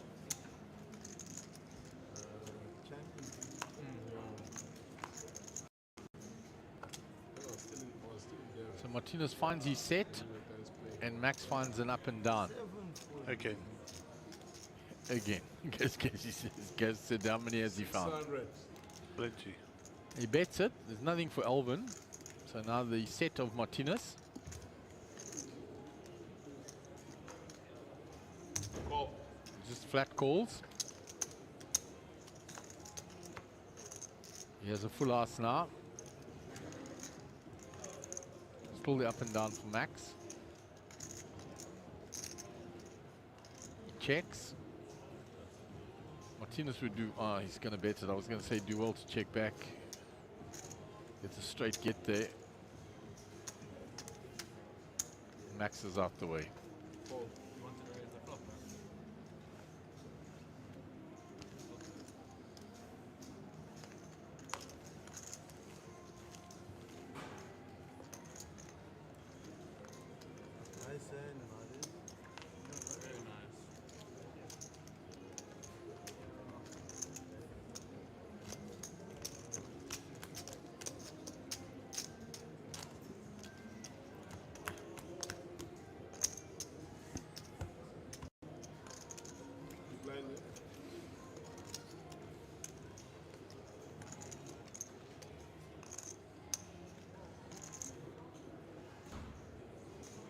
So action on Martinez, ace deuce off under the gun.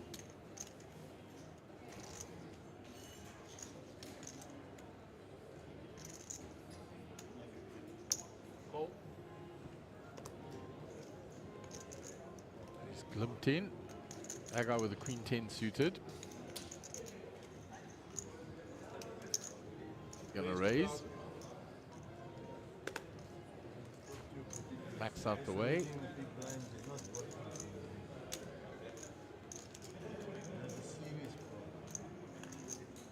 2000. Good shot. Now we'll see what. Call. Folded back round to Martinez. Or Danny has called. Queen 10 suited. That's the one. There you go. Flops it like a good thing. Gary called it, that was the winning hand. Just had a feeling. Check. Hagar now flops the second nuts.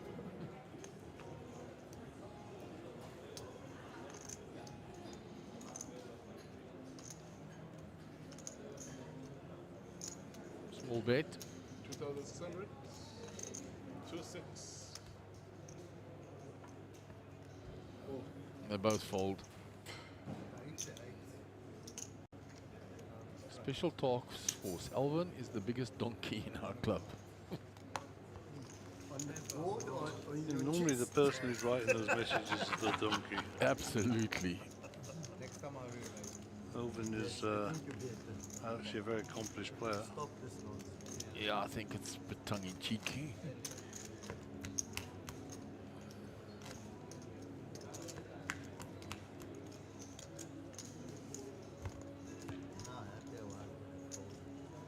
One big. You've already done the damage. Yeah. Davey hand pulling in more chips.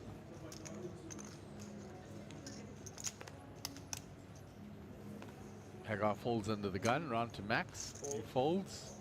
Action on Alvin. Jack 6 on the button. He folds it. Danny limps into Martinez. And Martinez checks back the 5s. So go to the flop. Danny flops top 2. And he'll bet it.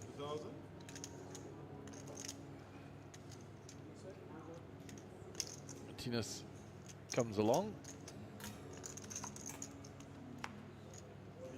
Another diamond on board. Both holding a diamond, but obviously Danny the bigger one. Bets his 2-pair a bit harder.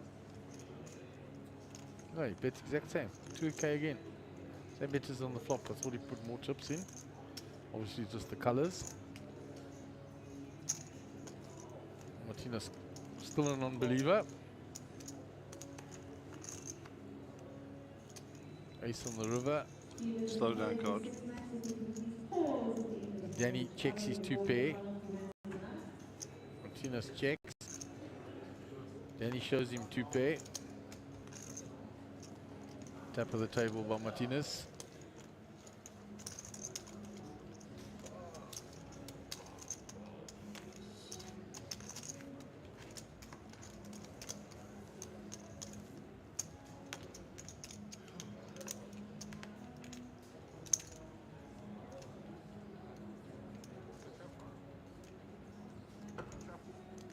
Why are you wasting time? I was almost paused. Yeah, but yeah, shuffle, get rid. Why are you wasting time? James Seeker's a good dealer. His girlfriend's waiting for him behind the door. Hand number 80.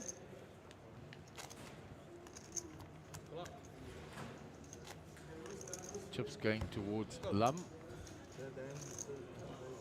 The hand between him and Imran. I really hate this way.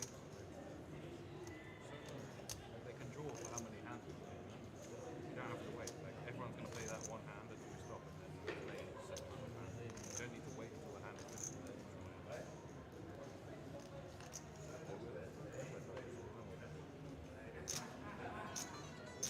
So they're drawing for 3, 4, or 5 hands on the outer table. I left it a bit late with 7 minutes to go. It takes actually longer. The guys are saying it's been left late, so it should be 3. Let's see.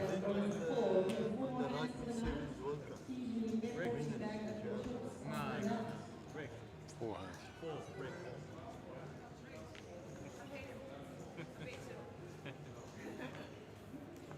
Button on Max, be last hand. And I'll tell you, if you want someone to play fast, Max Deverson's your man. Yeah. He can play super fast.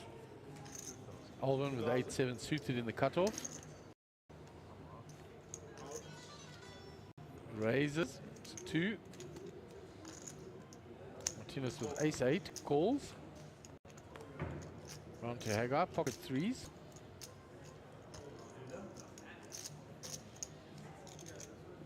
Come along to set mine.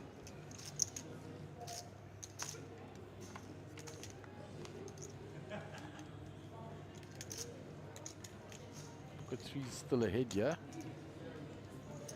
Check. Checks. Round to Alvin, who raised pre. Checks his option. Big turn card for Alvin, up and down straight flush draw. Yeah, I was going to say, he's got the flush and the straight flush draw, and the straight draw. And he makes the straight flush, Gary. Wow. So straight flush for Alvin, but he's not going to get paid anything. I think he's going to double check it, yes. Make sure they don't see your cards. Much fault. Starting at 11 a.m. See, how much can I get paid? The answer is nothing. Nobody has anything. Martinez is folded.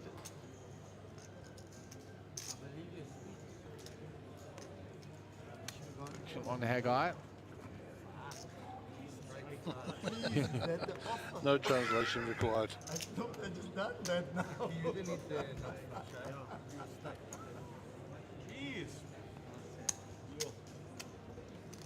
If you didn't hear what he said, you didn't need to, trust me. What a lovely hand for Alvin. Straight flush. Can't read you, eh? Yo, what a turn. What a river. What a turn and what a river. At least now people will see they do come. They exist. They do exist. Alvin would have enjoyed that straight flush immensely. Small blind.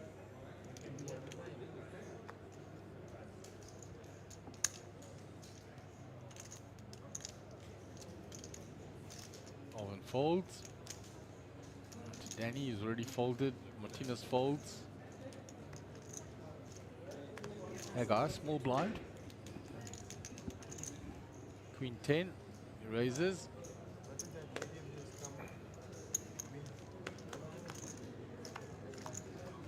What am I gonna see later? Pair with up and down straight draw for Haggai.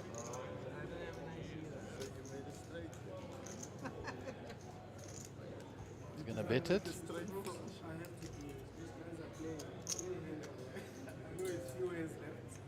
Max snap call. I'm not the big blind. I'm sorry, Mr. Just I know you wanna play just one hand there. Turn is a brick for Haggai. Still got bottom pair with this up and down draw. Checks. Max checks behind. Don't sit on that side. Genius, you are. Trip 10s for Haggai now.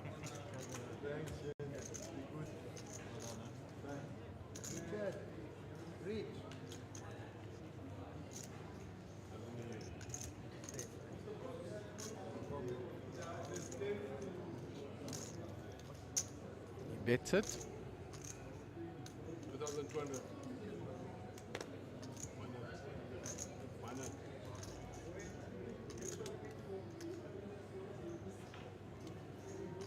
Max makes the call.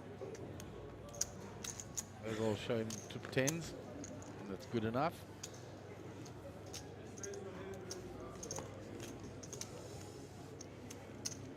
Second last stand. Second last stand. Second. If they finish when the button's on Max. As you said, Gaz, when it was announced.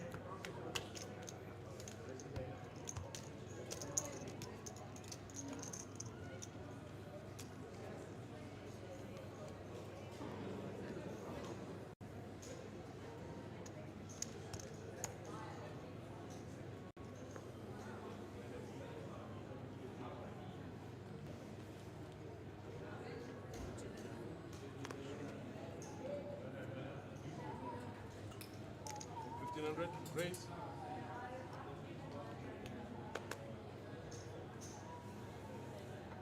So Danny under the gun. The ace jack has raised. 5,000.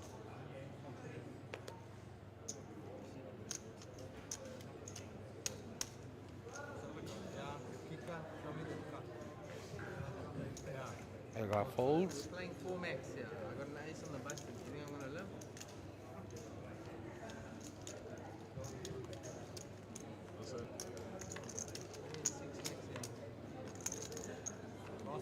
So this will be the last hand of the session.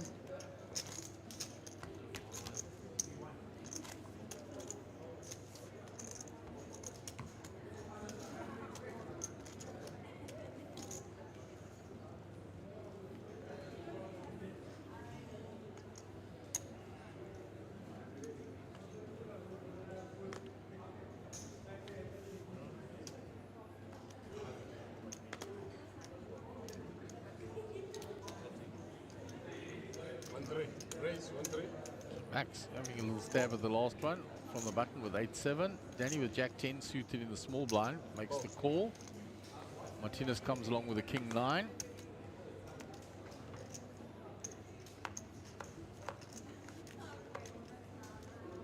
King 9 flops top 2 by Martinez. Gut shot for Danny and gut shot for Max. Let's check 2 Max. Who raised pre-flop. He bets it.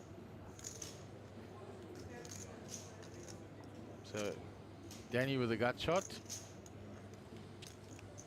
1500 to call.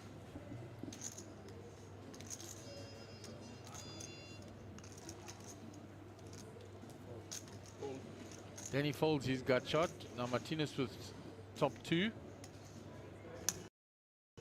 Makes the call. 5 no help for Max. Check. Martinez checks.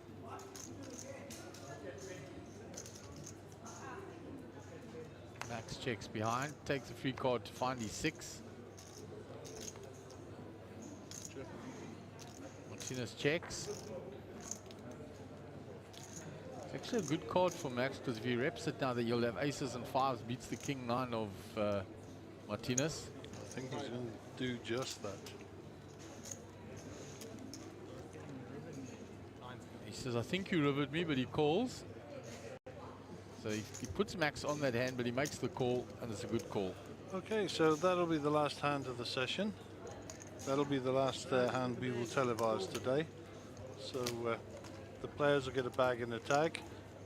We will not play the 2 additional sessions that were programmed for today, and we'll play them tomorrow morning. And that time will be 11 o'clock, unless otherwise advised. So remember to tune in about 11:30 once the light catches up on the stream, and we'll bring you the end of this, and then we'll be moving on to the high roller. So thank you to the tech team and the commentary team and all the camera guys, and we'll be back tomorrow. Sleep well.